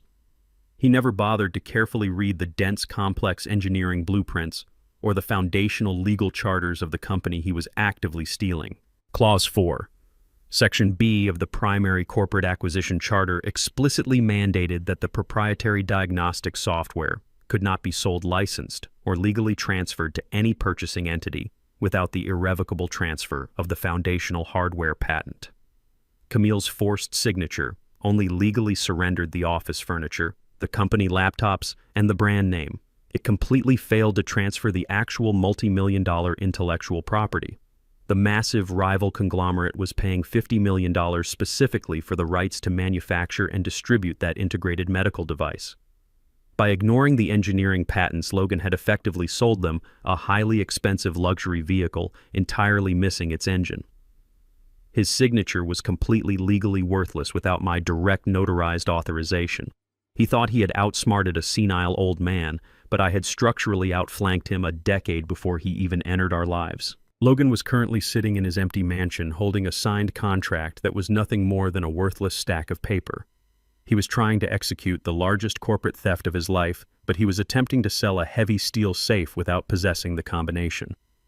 The rival executives sitting in the downtown boardroom tomorrow morning were going to tear him to absolute pieces the second their legal team reviewed the incomplete patent transfers. The harsh fluorescent lights of the private veteran clinic buzzed quietly as the early morning sun began to rise over the city. Dr. Eris checked Camille's vital signs, noting that her heart rate was finally stabilizing as the heavy sedatives were aggressively flushed from her system. Suddenly, the heavy, reinforced door of the medical bay swung open. Malcolm stepped inside, his face set in a grim, rigid mask. He handed me his encrypted tactical tablet, the screen glowing brightly in the dim room. "You need to see this right now, Gregory." Malcolm stated, his voice low and incredibly tense. "The bastard is officially going on the offensive." I looked down at the high-definition screen. It was a live broadcast from the major local morning news network. Logan was standing squarely in front of his massive iron gates, surrounded by a swarm of eager reporters and flashing camera lights. He looked completely disheveled. His expensive tailored shirt was wrinkled, his hair was messy, and he had aggressively rubbed his eyes to make them look red and swollen. He was putting on the absolute performance of a lifetime. Early this morning, my severely mentally ill father-in-law violently broke into my home. Logan choked out, forcing a highly convincing sob for the rolling cameras. He is suffering from rapid onset dementia and extreme violent paranoia. He physically attacked me and kidnapped my sick, defenseless wife. She requires urgent, constant medical care to survive. Please, I am begging the public. Help me bring my beautiful wife home before he accidentally kills her. The news anchor immediately cut to a graphic displaying my face alongside a massive bright red warning banner. An emergency statewide alert had just been issued. Logan had brilliantly weaponized the media, transforming me into a dangerous wanted fugitive and completely manipulating public sympathy to cover his tracks. The entire state police force was now actively hunting me down. I sat in the dimly lit security room of the veteran clinic watching the absolute nightmare unfold across a bank of glowing digital monitors. Logan had not just sparked a localized suburban manhunt. He had ignited a massive statewide media frenzy of epic proportions. Every major news channel and social media platform was relentlessly broadcasting my face. They used an old, stern military photograph of me from my service days, stripping away any honorable context and plastering the words "armed and dangerous" in bold red letters across the bottom of the screen. I was officially classified as a high-profile, volatile fugitive. The twisted narrative Logan spun for the hungry press was flawlessly wicked. He played the devastated, loving husband so perfectly that the general public swallowed the venomous lie without a single second of hesitation. Pundits and daytime commentators tore my reputation apart on live television, branding me as a psychotic, violent veteran suffering from severe untreated combat trauma and rapid-onset dementia.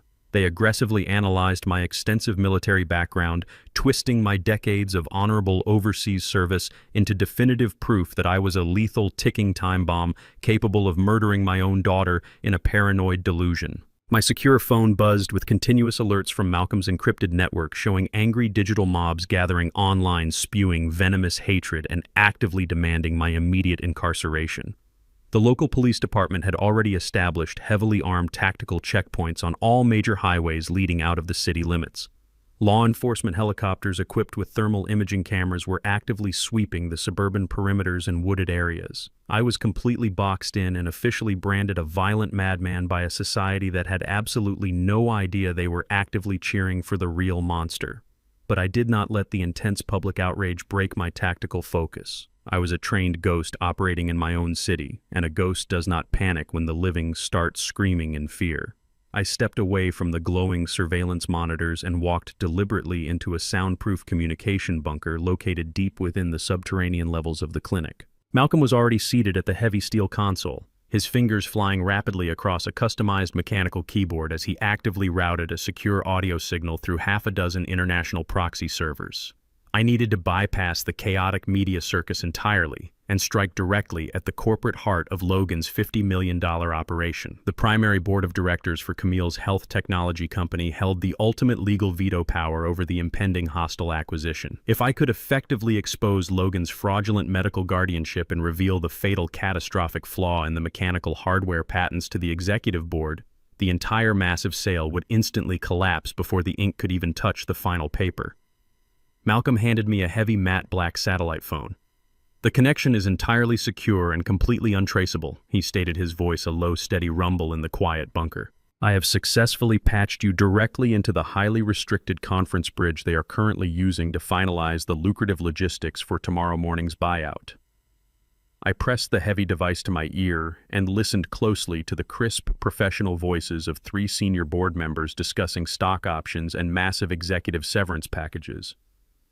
I instantly recognized the arrogant nasal tone of Bradley Thompson, the lead independent director who had always deeply resented my daughter's rapid rise to power and immense industry influence. I cleared my throat, my voice cutting through their greedy corporate chatter like a sharp, heavy steel blade. "Listen to me very carefully, gentlemen," I commanded, projecting the absolute unwavering authority of a seasoned military commander. "This is Gregory, Camille's father. The corporate acquisition you are preparing to finalize tomorrow morning is a massive, highly illegal fraud. Logan has heavily drugged his own wife, forged severe medical psychiatric evaluations, and isolated her completely to steal this $50 million enterprise. You need to halt all ongoing negotiations with the rival conglomerate immediately." A heavy, dead silence fell over the encrypted conference line for a few incredibly tense seconds. Then a low, mocking chuckle echoed through the high-definition speaker. It was Bradley Thompson. His laughter was thick with arrogant, unadulterated contempt. "Well, well, the famous fugitive father finally speaks," Bradley sneered, entirely unbothered by my severe, desperate warning. "We were genuinely wondering when you might pop up, Gregory. I just watched your highly impressive mugshot flash across the morning financial news networks. Tell me, are you currently broadcasting your wild, paranoid delusions from a damp suburban cave, or have you barricaded yourself in a fortified basement somewhere?"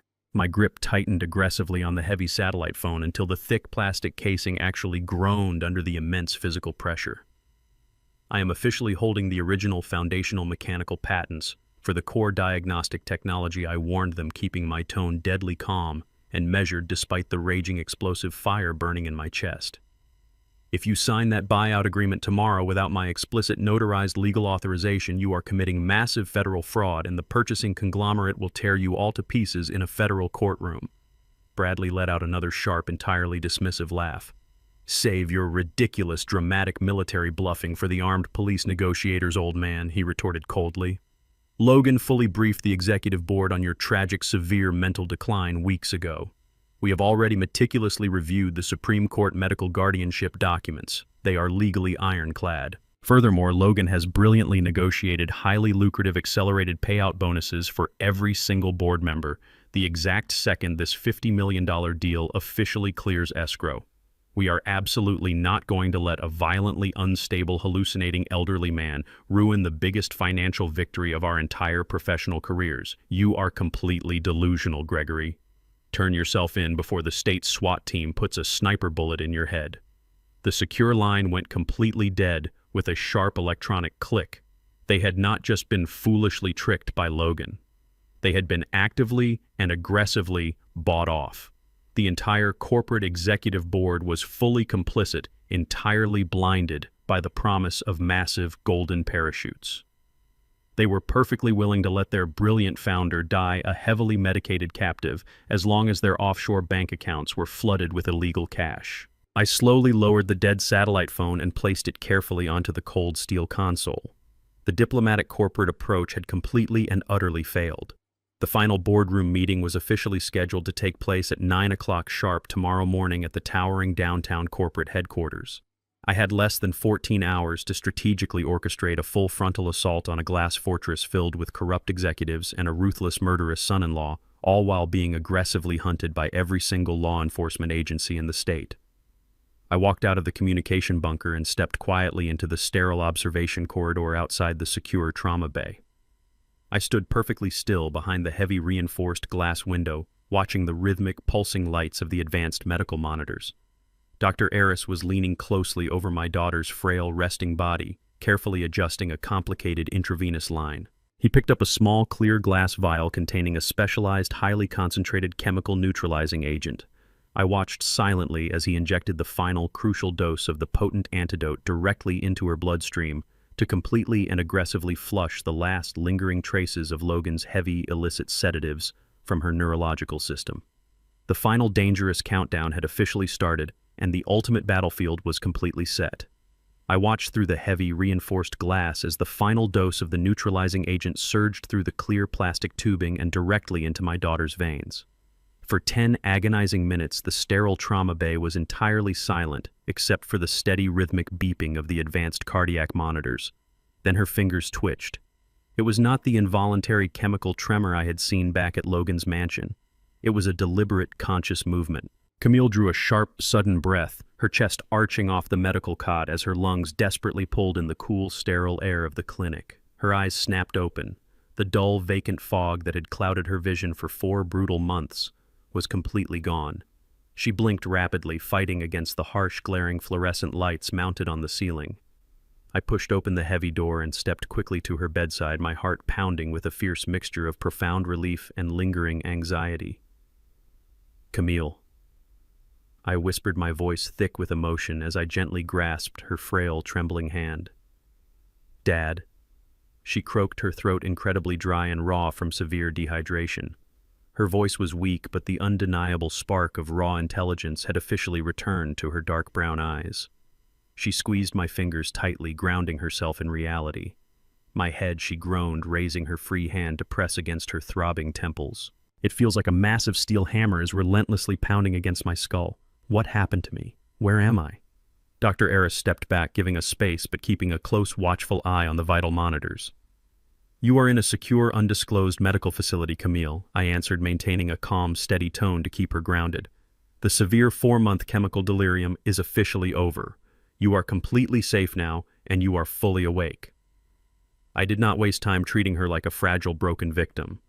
Camille had built a $50 million empire from scratch. She possessed a brilliant analytical mind, and she deserved the absolute, unvarnished truth immediately. I pulled Malcolm's encrypted tactical tablet from my heavy canvas jacket and placed it directly on the steel tray table hovering over her bed. "Logan has been heavily drugging you with unauthorized industrial sedatives for months," I stated, keeping my voice strictly factual and devoid of any softening pity. "He aggressively weaponized the legal and medical systems to declare you entirely mentally incompetent." Camille stared at me, her sharp mind racing to process the horrific magnitude of my words. I tapped the tablet screen, pulling up the stark, irrefutable evidence. I showed her the official bank statements provided by Richard at the downtown branch. Her eyes widened slightly as she analyzed the bold, red numbers, confirming that $400,000 had been illegally wired out of our joint trust fund directly into Logan's untraceable offshore accounts. I swiped the screen again, revealing the fraudulent Supreme Court medical guardianship documents and the fabricated psychiatric evaluation signed by Dr. Elena Rostova. He effectively locked you in your own bedroom and stole your legal autonomy, Camille, I explained, watching her jaw tense with rising comprehension. He is actively finalizing a massive hostile corporate acquisition of your entire health technology company at 9 o'clock this morning. He plans to pocket the entire $50 million buyout. But the final piece of evidence was the most devastating. I opened the secure audio file Malcolm had successfully intercepted from the underground casino parking lot. I pressed play. The digital speakers echoed with Logan's cold, arrogant voice conversing with his corrupt mistress. I do not care if she is conscious enough to fight back. Logan's voice sneered through the quiet medical bay. Just keep her heavily sedated and compliant. As soon as the $50 million buyout hits the offshore accounts, we are proceeding with the final phase. She is a dying bitch anyway. The local coroner will rule it a tragic but completely natural cardiac event brought on by extreme stress. The audio recording ended with a sharp digital click, leaving a suffocating silence in the sterile room. Logan had not just planned a corporate coup. He had meticulously orchestrated her flawless, untraceable murder. I stood by the edge of the medical cot, bracing myself for the entirely justified emotional breakdown. Any normal person would have shattered into a million pieces upon hearing their own husband callously plot their execution. I expected heavy, uncontrollable sobbing or a violent panic attack. But Camille did not shed a single tear. She did not scream or break down in blinding despair. The brilliant, formidable woman who had ruthlessly dominated the competitive tech industry simply closed her eyes for exactly 5 seconds.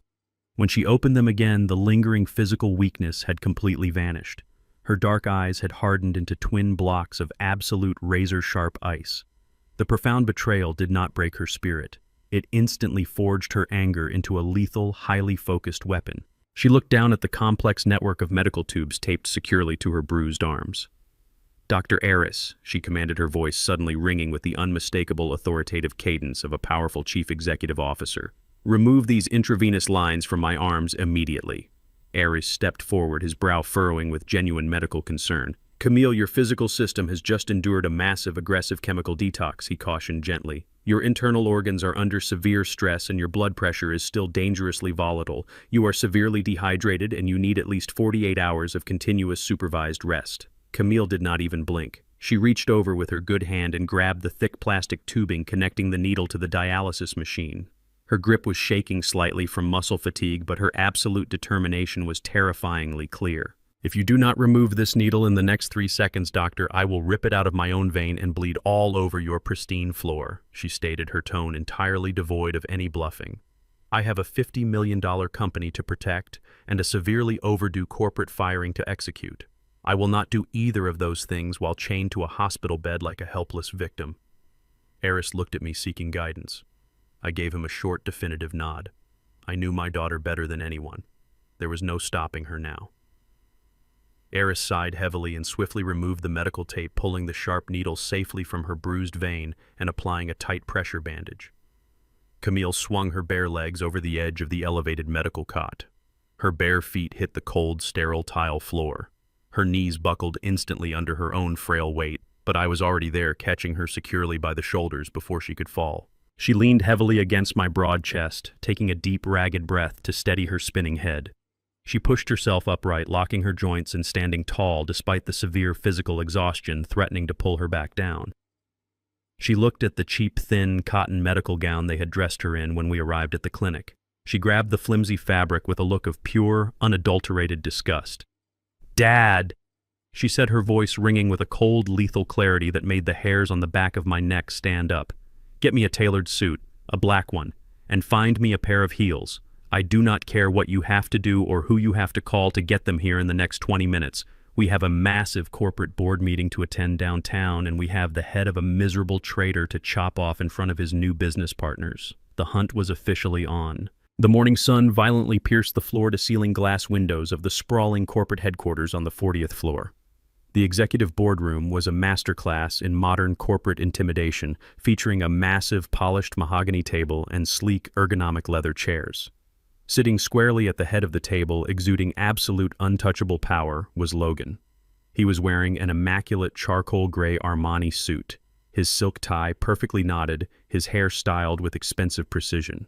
He looked absolutely triumphant. Resting directly in front of him on the polished wood was a thick stack of heavy legal documents. It was the finalized corporate acquisition contract. The $50 million hostile takeover of my daughter's entire life work was just a few pen strokes away from becoming an irreversible legal reality. Flanking the long table were 5 senior executives from the rival medical conglomerate wearing equally expensive suits and eager predatory expressions. Sitting immediately to Logan's right was Bradley Thompson, the corrupt independent board member who had aggressively mocked me on the encrypted satellite phone just yesterday. Bradley was practically salivating, staring at the thick contract with unadulterated greed. Logan casually checked the heavy gold Rolex on his left wrist, a luxury timepiece he had purchased using stolen funds from Camille's joint trust account. He picked up a thick gold-plated fountain pen, rolling it smoothly between his manicured fingers. He flashed a brilliant, charming smile at the rival executives across the table. His teeth were perfectly white, his demeanor incredibly relaxed. He did not look like a ruthless monster who had spent the last 4 months chemically torturing his wife in a locked bedroom. He looked like a brilliant young visionary standing on the absolute precipice of a historic financial victory. The room was perfectly silent, waiting for the final signature to seal the massive transaction. Logan recognized the heavy silence in the boardroom and knew exactly how to play his captive audience. He was a master manipulator who understood that sealing a $50 million acquisition required a flawless theatrical performance. He slowly lowered the gold fountain pen and let out a long, shaky sigh. He deliberately allowed his perfect smile to falter, replacing it with a mask of profound, heartbreaking sorrow. He reached up and pinched the bridge of his nose subtly, rubbing his eyes to simulate the exhausted, unshed tears of a devastated husband. "Gentlemen," Logan began, his voice dropping into a husky, emotionally strained register that echoed softly across the long mahogany table. "I want to personally thank all of you for your incredible patience and discretion during this incredibly difficult transition. Selling this company is the hardest professional and personal decision I have ever had to make in my entire life. Camille built this revolutionary technology with her bare hands. It was her absolute dream." He paused strategically, looking down at the thick contract as if the very sight of the paper caused him immense physical pain. The older rival executives leaned forward, their faces softening with genuine human sympathy. They were completely buying every single poisonous word falling from his lying mouth. "But her severe mental decline has left me with absolutely no other choice," Logan continued, his voice cracking perfectly on cue. "The violent dementia and aggressive paranoia have completely consumed the brilliant woman I married. The specialized round-the-clock psychiatric care she requires at the secure facility in Switzerland is astronomically expensive. Liquidating her corporate assets is the only viable way I can ensure my poor sick wife gets the experimental medical treatments she desperately needs to survive. It is a tragedy, but I have to put her health above her business." Bradley Thompson placed a heavy, comforting hand on Logan's tailored shoulder, playing the role of the supportive colleague flawlessly. "You are doing the right thing," Logan Bradley stated firmly, projecting false solemnity to the rival buyers. "Camille would want you to make the tough calls to protect her." The executives across the table nodded in deep, respectful agreement, completely blinded by the emotional manipulation. Logan let out one final dramatic sigh and unscrewed the cap of the gold fountain pen. He hovered the sharp metallic nib directly over the primary signature line, ready to officially steal $50 million. Before the expensive gold ink could even touch the crisp white paper, a deafening explosive crash violently shattered the quiet professionalism of the 40th floor. The heavy double-glass doors of the executive boardroom were kicked open with such raw, brutal force that the electronic magnetic locks completely splintered. The heavy glass slammed aggressively against the interior walls, cracking the sleek drywall. I stepped squarely into the center of the pristine boardroom. I was still wearing my heavy canvas military jacket, smelling of the cold morning air and the sterile scent of the veteran trauma clinic. The room erupted into absolute instant chaos. The rival executives jumped up from their ergonomic leather chairs, shouting in alarm and knocking over expensive crystal water glasses. Bradley Thompson leaped to his feet, his face turning completely pale as he recognized me from the statewide television broadcasts. "Security," Bradley screamed, pointing a trembling finger directly at my chest. Get building security up here immediately. Logan's fake tears vanished in a fraction of a second. The mask of the grieving husband was instantly replaced by a look of sheer malicious glee. He jumped back from the table, pointing the heavy gold fountain pen at me like a weapon. "That is him!" Logan shouted, his voice echoing with aggressive manufactured panic. "That is my violently unstable father-in-law. He is a wanted fugitive. He kidnapped my wife." Two heavily armed private security guards who had been stationed in the outer hallway rushed into the boardroom. They drew their heavy steel batons and unclipped their metal handcuffs, moving with rapid aggressive force. They grabbed my arms violently, twisting them behind my back to subdue the supposed dangerous threat. I did not fight them. I did not throw a single punch or try to break their grip. I simply stood there like an immovable mountain of solid stone, smiling a cold, terrifying smile directly at Logan. "Go ahead and sign the paper, Logan." I challenged, my voice a low, dangerous rumble that easily cut through the shouting executives. "Sign the document. Sell the empty box." Logan sneered, his pale blue eyes flashing with arrogant triumph. "Drag this madman out to the police right now," Logan commanded the guards. "I am finishing this deal." The heavy-set security guards pulled aggressively on my shoulders, attempting to drag me backward toward the shattered glass doors. But then a sharp, rhythmic sound echoed clearly from the polished marble hallway outside. Click, click, click. It was the unmistakable sharp striking sound of stiletto heels hitting the hard stone floor with deliberate, measured precision. The heavy, forceful footsteps of the security guards abruptly faltered. They froze in place, looking over their shoulders toward the corridor. Logan's arrogant, triumphant smirk completely froze on his face. The color aggressively drained from his cheeks, leaving him looking like a terrified ghost. He stared blankly at the shattered doorway, his breathing completely stopping in his chest.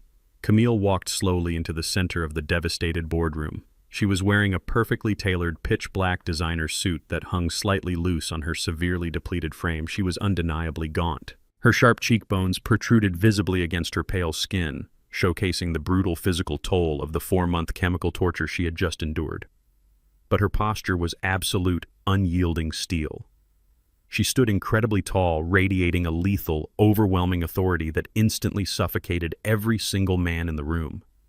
The dark brown eyes that had been completely vacant and heavily drugged just hours ago were now blazing with a cold, calculated fury.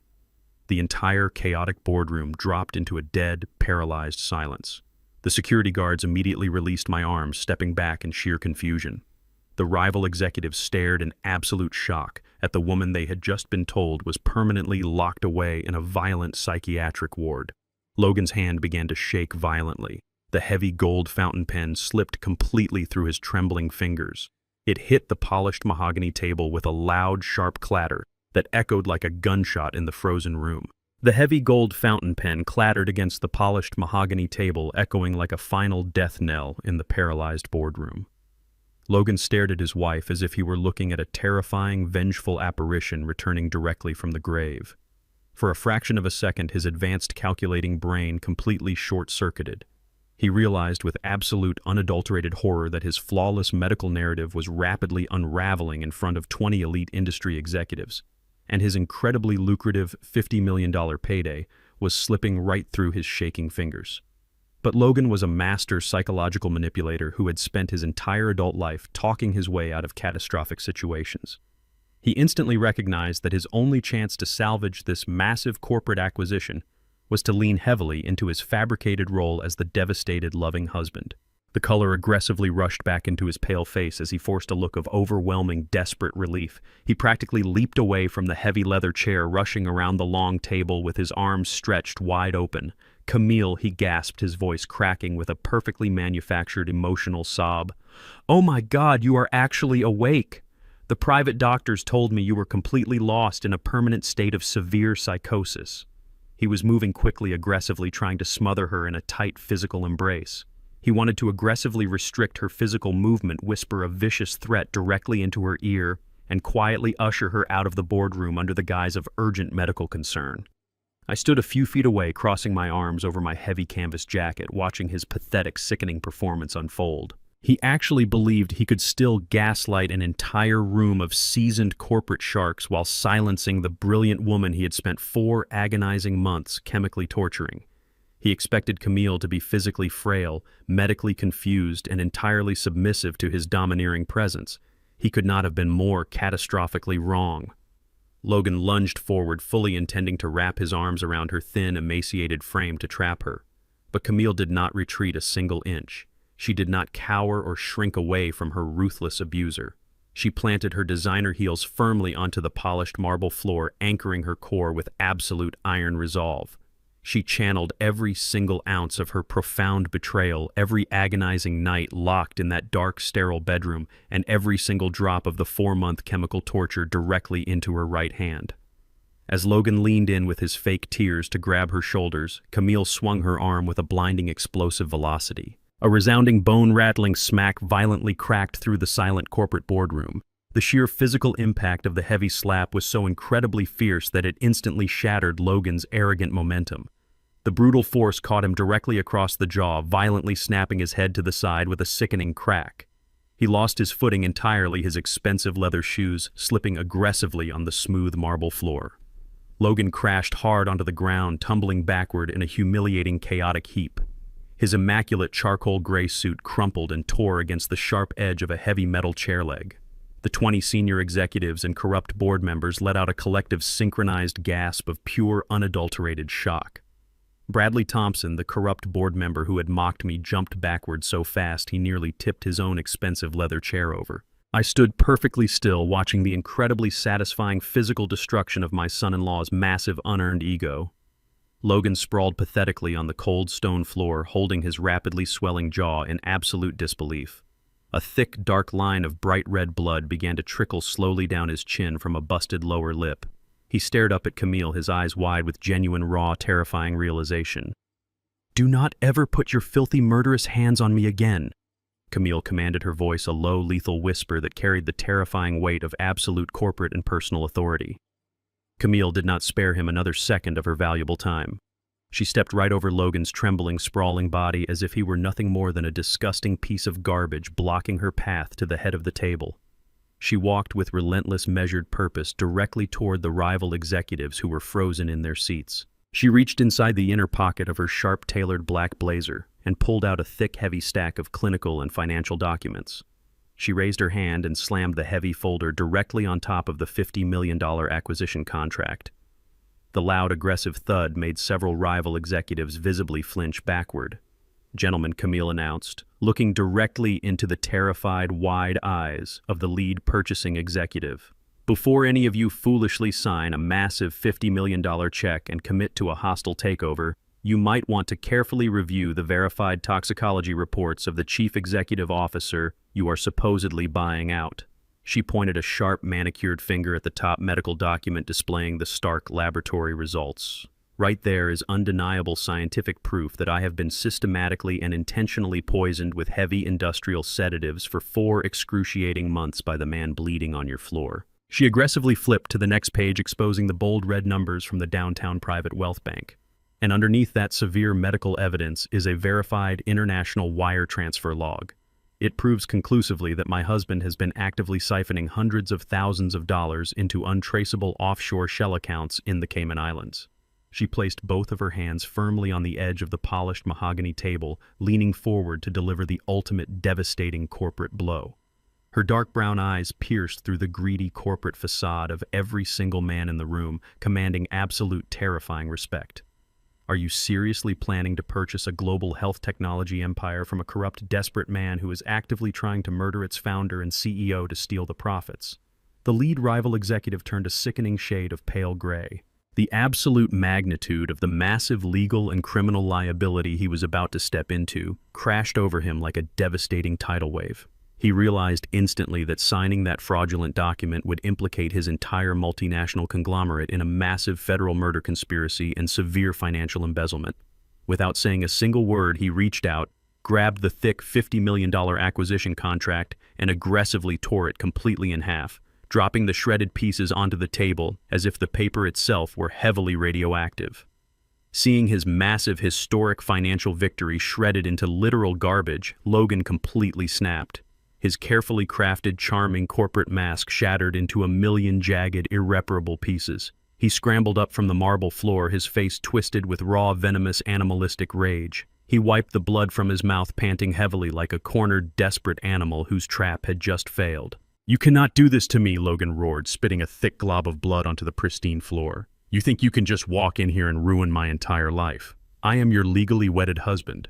I do not care what fake medical papers you try to show them. We are married. Whatever you make, whatever this technology company is worth, 50% of this entire asset is still legally mine, and I will take you to court to burn it all to the ground." Logan wiped the smear of dark blood from his busted lip, his chest heaving with desperate, ragged breaths. He looked around the shattered boardroom, realizing the rival executives were already edging toward the heavy oak doors, completely abandoning him and his toxic, fraudulent deal. But his greedy, calculating mind refused to accept absolute defeat. He planted his hands on his hips, his torn Armani suit hanging awkwardly off his frame, and let out a harsh, manic laugh. He turned his attention back to Camille, a vicious, triumphant gleam returning to his pale blue eyes. He was a master of legal extortion, and he knew exactly how to weaponize the family court system to bleed his victims dry. "You think tearing up a corporate contract changes the fundamental laws of this state?" Logan sneered, his voice dripping with condescending venom. "We are legally married, Camille. Every single algorithm you coded, every patent you registered, every dollar this company generated over the past 3 years happened during our marriage. Under the strict community property laws of this jurisdiction, I automatically own 50% of this entire empire. You cannot sell it, you cannot operate it, and you certainly cannot remove me from the executive board without my explicit legal consent." He began to pace confidently across the marble floor, the sharp click of his leather shoes cutting through the heavy silence. He felt completely invincible on this specific front. Exactly 12 months ago, while Camille was away on a business trip, Logan had hired an underground locksmith to crack the digital safe hidden in their master bedroom closet. He had found the original prenuptial agreement, the only legal barrier standing between him and her massive fortune. He had personally thrown that thick document into the stone fireplace and watched it burn to absolute ash. He smiled sadistically at her. "I will drag you through a brutal decade-long divorce. I will freeze every single corporate asset you possess. You will be completely bankrupt before the judge even hears our case." I stood perfectly still, watching him puff his chest out like a victorious conqueror clinging to the ghost of a burned piece of paper. I did not yell. I did not physically attack him. I simply let out a low, cold, humorless laugh that echoed sharply off the thick glass walls of the corporate boardroom. The sound sent a visible shiver down the spines of the remaining executives. I reached my calloused hand deep inside the inner pocket of my heavy canvas jacket. I pulled out a thick, pristine legal envelope. It was not a standard manila folder. It was secured tightly with a heavy, unbroken red wax seal, officially stamped with a distinct, undeniable federal insignia. I took 2 deliberate steps forward and tossed the heavy envelope directly onto the polished mahogany table. It landed with a loud, definitive smack right next to the shredded pieces of Logan's fraudulent acquisition contract. "You think I left the original binding prenuptial agreement sitting in a standard residential wall safe for a greedy, miserable little accountant to tear up?" I asked, my voice slicing through his arrogant delusion like a jagged combat knife. "You really are an absolute fool, Logan." Logan stopped pacing instantly. He stared at the dark red wax seal resting on the table, his confident smirk freezing into a mask of pure, unadulterated panic. His eyes darted from the heavy envelope to my face, his brain scrambling to process the impossible reality sitting right in front of him. Camille took a step forward, her dark eyes piercing straight through his fragile, crumbling ego. "Did you honestly believe my father would let me marry a slick financial officer without establishing an impenetrable defensive perimeter?" Camille stated, her voice as cold and hard as a glacier. "I knew exactly what kind of ruthless predator you were the second you started asking questions about my stock options. We prepared for this exact moment years before you even bought a ring. I did not raise a naive, defenseless daughter. When Camille first launched her groundbreaking technology empire, I foresaw the exact kind of leeches and parasites her massive wealth would inevitably attract. We did not just hire a standard family lawyer to draft a simple prenup. We built an absolute financial fortress. We established a complex blind trust and an ironclad prenuptial agreement that explicitly and permanently severed any and all spousal rights to her intellectual property, her corporate holdings, and her future earnings. But I knew from my decades of military tactical experience that a vital piece of paper is only as secure as the physical vault it sits inside. Logan actually thought he was a criminal mastermind when he cracked that digital safe in their master bedroom a year ago. He thought he had successfully burned the only barrier standing between him and a $50 million payout. But he only burned a worthless dummy copy we specifically left there as bait to test his loyalty. He failed the test spectacularly. As a highly decorated combat veteran, I utilized my restricted high-level security clearance. I stored the original signed and heavily notarized prenuptial agreement inside a maximum security lockbox at the regional headquarters of the Department of Veterans Affairs. That specific vault is located inside a restricted federal facility, constantly protected by armed government agents, retinal scanners, and strict federal immunity laws. A civilian financial officer like Logan could never even step foot on the same secure floor as that document, let alone breach the vault to destroy it. I pointed a thick finger at the red seal on the table. The terms inside that federal document are absolute, Logan. In the event of documented infidelity, physical abuse, or any attempt at medical manipulation, you instantly forfeit every single penny. You get no alimony, you get no corporate shares, you get no community property. You are legally entitled to absolutely nothing, 0%. You are walking out of this marriage with the exact same empty pockets you had when you walked in. The crushing, suffocating reality of his total and absolute defeat finally broke his mind. His grand, meticulously planned $50 million heist had evaporated completely, leaving him entirely destitute and legally exposed. He had lost the company. He had lost the massive payout. He had lost the legal battle before he could even file the paperwork. Logan roared like a severely wounded animal, a guttural, agonizing sound of pure, unhinged madness that tore through his throat. He grabbed a heavy, ergonomic leather chair and violently hurled it against the thick glass wall of the boardroom, shattering the outer pane into a spiderweb of jagged cracks. He swept his bleeding hands aggressively across the mahogany table, sending expensive crystal water glasses and silver pitchers smashing violently onto the hard marble floor. He was thrashing wildly around the pristine room, tearing at his own perfectly styled hair, completely consumed by the catastrophic, irreversible destruction of his entire life. While he screamed and violently destroyed the expensive corporate furniture, a new sharp sound pierced the high-altitude air. The deafening, unmistakable, and terrifying wail of dozens of police sirens erupted simultaneously from the busy downtown streets, converging directly below the towering corporate headquarters. The law had finally arrived. The wailing sirens grew deafening outside the towering glass walls of the corporate headquarters. The heavy frosted glass doors of the private executive elevator violently slid open. A swarm of heavily armed federal agents and local tactical police officers poured directly into the shattered boardroom, their heavy boots crunching loudly over the broken crystal and splintered wood. Logan, panting and bleeding, pointed a shaking finger directly at my chest. "Arrest him!" Logan screamed, his voice cracking with desperate, manic hope. "He is a violent fugitive. He broke into my house and assaulted me." The lead FBI agent, a tall, imposing man in a dark tactical vest, did not even glance in my direction. He marched straight past me, moving with absolute, unyielding purpose. He stopped directly in front of Logan, blocking his path to the exit. Logan Vance, the agent, announced, his voice a booming, inescapable hammer of justice. "You are under arrest for conspiracy to commit first-degree murder, massive international wire fraud, and severe elder and spousal abuse." Logan's mouth dropped open, his pale eyes darting frantically around the room as the officers moved in to surround him. On whose authority Logan demanded, trying to muster a final pathetic ounce of his shattered corporate arrogance. The crowd of armed federal agents parted slightly, and a woman stepped into the harsh morning light of the boardroom. It was Dr. Elena Rostova. She was no longer wearing her crisp, authoritative medical coat or her expensive designer heels. She looked completely broken, pale, and terrified, surrounded by two federal marshals. Logan stared at his secret mistress, absolute realization and profound betrayal washing over his bruised face. Elena did not look him in the eye. I had given her a strict, unforgiving ultimatum in that dark, underground casino parking lot, and her basic survival instinct had completely overridden her loyalty to a sinking ship. She had marched directly into the Federal Bureau of Investigation at dawn, signed a comprehensive immunity agreement, and handed over every single piece of damning evidence. She gave them the illegal black market pharmaceutical receipts, the detailed audio recordings of their murder plot, and the exact offshore routing numbers Logan had used to hide his stolen wealth. She told them everything, Logan. I stated, my voice echoing coldly in the silent room. every single dosage, every single lie. The lead agent grabbed Logan's arms, twisting them forcefully behind his back.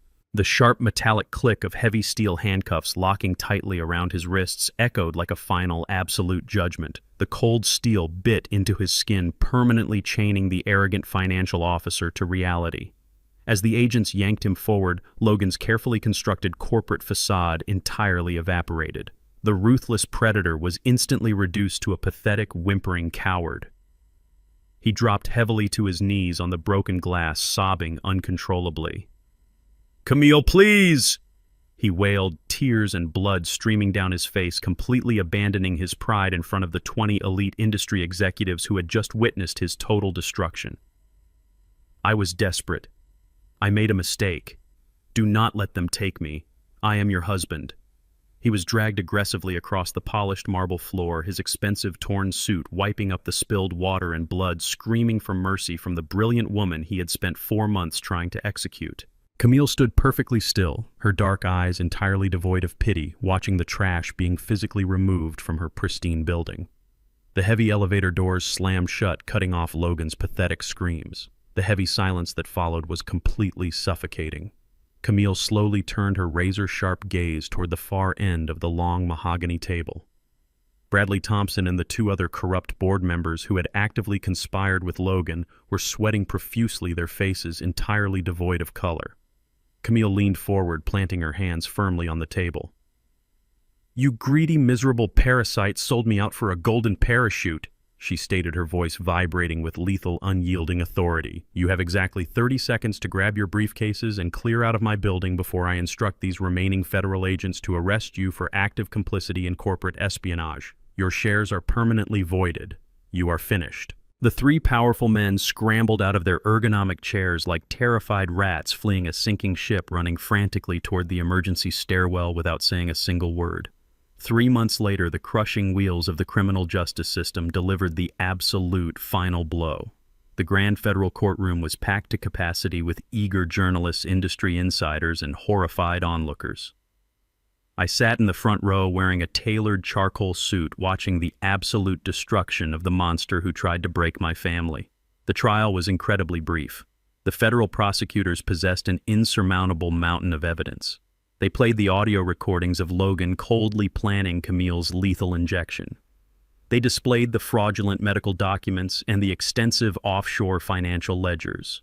Logan sat at the defense table, hollowed out and trembling, looking 20 years older than his actual age. The strict, unyielding federal judge did not show a single ounce of leniency. When the heavy wooden gavel slammed down, the sentence was absolute. Logan was officially convicted of attempted first-degree murder, massive corporate fraud, and unlawful medical imprisonment. He was sentenced to 20 agonizing years in a maximum security federal penitentiary, completely stripping away any possibility of early parole. The catastrophic fallout from his conviction violently ripped through the rest of his stolen empire. Because his initial criminal actions were strictly tied to massive financial fraud, the federal government immediately froze and seized all of his personal assets to pay massive restitution fines and legal penalties. The multi-million-dollar suburban mansion where he had locked my daughter away was aggressively foreclosed upon by the primary lending bank and sold at a public auction to cover his outstanding underground debts. He lost the luxury cars, the designer suits, and every single penny he had ever hidden. Dr. Elena Rostova did not escape the harsh consequences of her actions either. Although her strict immunity deal spared her from a lengthy prison sentence, the Federal Medical Board permanently and aggressively revoked her psychiatric license. She was legally barred from ever practicing medicine again. To satisfy the remaining terms of her strict plea agreement, she was sentenced to 2,000 hours of grueling, humiliating community service. The woman who once wore designer coats and stayed in luxury Bahamian resorts was now mandated to wear a bright orange reflective vest, picking up highway trash and scrubbing public city restrooms under the harsh, watchful eye of a strict probation officer. With the toxic parasites completely removed from our lives, the difficult but beautiful process of healing officially began. Camille refused to return to that cold, sterile mansion. Instead, she packed her belongings and moved directly into my modest, secure home. I cooked her warm, nourishing meals, ensured she attended her physical therapy sessions, and watched the vibrant, unstoppable spark of life completely return to her dark eyes. Once her physical strength was fully restored, she returned to her corporate headquarters with the absolute fury of a seasoned general.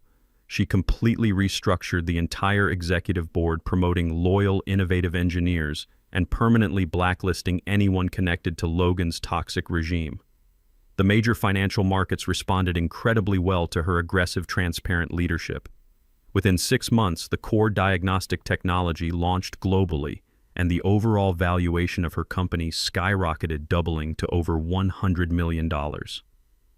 On a quiet Sunday afternoon, we were sitting together on my back porch, drinking dark roast coffee and enjoying the absolute peace we had fought so hard to secure. Camille pulled a thick official legal document from her leather portfolio and slid it across the small wooden table toward me. I looked down at the crisp paper. It was a finalized, legally binding transfer of corporate equity. She was officially signing over exactly 50% of her massive $100 million company directly into my name. "You saved my life, Dad," she said, her voice thick with profound, genuine emotion. "You protected the patent, you fought the entire legal system, and you never gave up on me. Half of this empire belongs to you." I looked at my brilliant, beautiful daughter, feeling a massive wave of overwhelming paternal pride wash over my chest. I reached into my heavy canvas jacket, pulled out my old leather wallet, and extracted a single crisp $1 bill. I placed the dollar gently on top of the multi-million-dollar contract and pushed it back across the table. "I am a retired military engineer, Camille," I stated, a warm, genuine smile breaking across my face. "I have my pension, my truck, and my daughter back. I do not need $50 million. I will take this $1 as a consulting fee, and you will keep building your empire."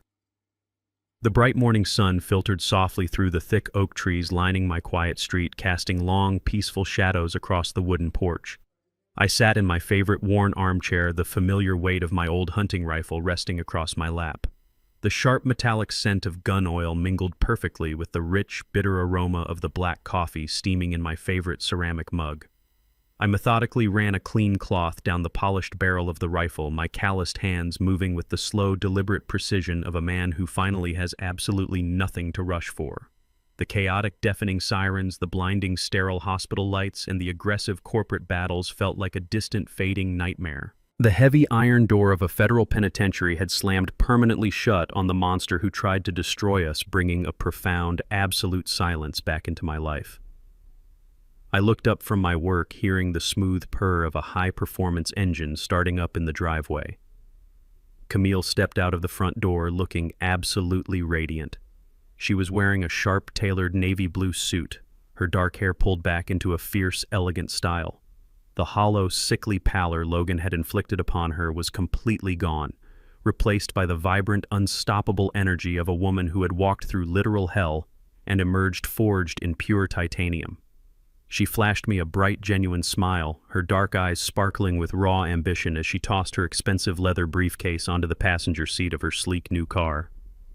"Have a good day at the office, boss," I called out, my voice a warm, deep rumble. "Do not let those executives give you any trouble."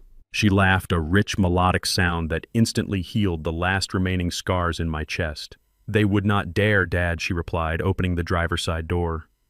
"They know exactly who my security consultant is." I watched her sleek car glide smoothly down the street, blending into the morning commute to conquer the corporate world once again. I took a slow, deep sip of my black coffee, feeling a massive weight permanently lift from my aging shoulders. There is a dangerous common misconception in this modern, fast-paced world. People often look at an older, quiet man living a modest, retired life and automatically assume he is weak, oblivious, or entirely irrelevant. They see the gray hair, the slow, methodical steps, and the comfortable suburban routine, and they falsely believe the fire inside his belly has completely burned out. Logan made that exact fatal miscalculation. He looked at a 69-year-old black combat veteran and saw nothing but a naive stepping stone, a gullible old fool he could easily manipulate and discard. But he fundamentally misunderstood the absolute nature of a father's silence.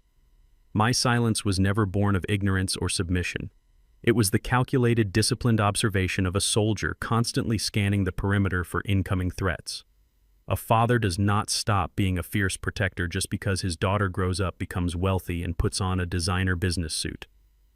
The primal instinct to shield your flesh and blood from vicious predators never retires. It simply waits patiently in the shadows, keeping the weapons clean and the mind razor sharp. True family is not merely defined by shared genetics or smiling faces in expensive holiday photographs. Anyone can stand next to you in the bright, warm sunlight and happily drink your expensive champagne when the money is flowing and the times are easy. But the absolute undeniable definition of a real family is found in the darkest, most terrifying trenches of life. True family are the people who will willingly kick down a heavily fortified door in the dead of night when you are entirely too weak to stand on your own 2 feet. They are the ones who will violently tear apart corrupt legal systems, bankrupt ruthless corporations, and stand firmly between you and the Grim Reaper without a single moment of hesitation. When Camille was completely stripped of her voice, her autonomy, and her massive fortune, I did not simply weep or offer empty thoughts and prayers. I went to war, because that is the sacred, unbreakable vow a parent makes the exact second they hold their child for the very first time. You protect them against all enemies, foreign and domestic, no matter the overwhelming odds or the personal cost. I placed my clean hunting rifle gently against the wooden railing and leaned back in my chair, letting the cool morning breeze wash over my face.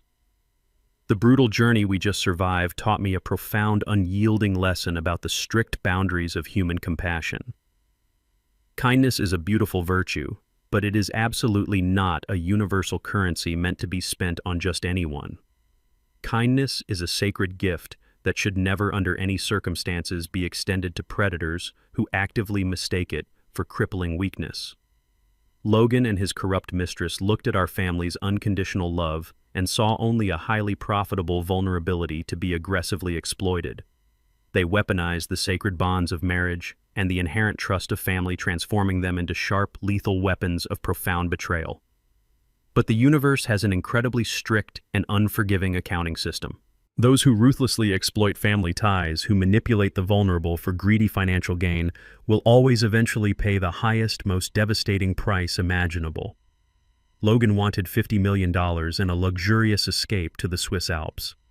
Instead, he earned himself a cramped concrete cell, a steel toilet, and 20 agonizing years of absolute isolated misery. His life is permanently over precisely because he mistook my quiet, respectful distance for absolute powerlessness. Do not ever allow toxic individuals to convince you that tolerating their psychological abuse is somehow your familial duty. If someone actively demands that you sacrifice your dignity, your safety, or your hard-earned peace of mind in the name of keeping the family together, they do not actually love you. They are simply using you. It takes immense courage to draw a hard, immovable line in the sand and firmly declare that your absolute loyalty belongs only to those who genuinely respect you. You have the absolute fundamental right to fiercely protect your territory, your assets, and the people you cherish. Never apologize for possessing the strength to destroy the monsters hiding inside your own house. We survived the absolute worst betrayal imaginable, and we emerged on the other side completely unbroken. The empire Camille built is stronger than ever, and the foundation of our family is completely bulletproof. My name is Gregory, and I am incredibly proud to say that I successfully protected my daughter when the entire world turned its back on her. I hope my story serves as a powerful reminder to always trust your gut instincts and to never let anyone manipulate or silence you, regardless of how much power or money they pretend to wield. Have you ever had to fiercely defend a loved one from a toxic, manipulative partner or a greedy family member? How did you find the strength to stand up and fight back when the odds were completely stacked against you? Please share your own survival stories and personal victories in the comments section below. I read every single one of your messages, and your incredible strength constantly inspires me. If you found value in my journey today, please hit the like button and subscribe to the channel so you never miss another powerful life story. If you want to support my ability to keep sharing these vital lessons, you can send a super thanks using the button below the video. Your generous support means the absolute world to me and helps this community grow stronger every single day. Look right there on your screen to find 2 more incredible stories of resilience and justice that I highly recommend you watch next. Stay strong, stay vigilant, and always protect the people you love. Until next time.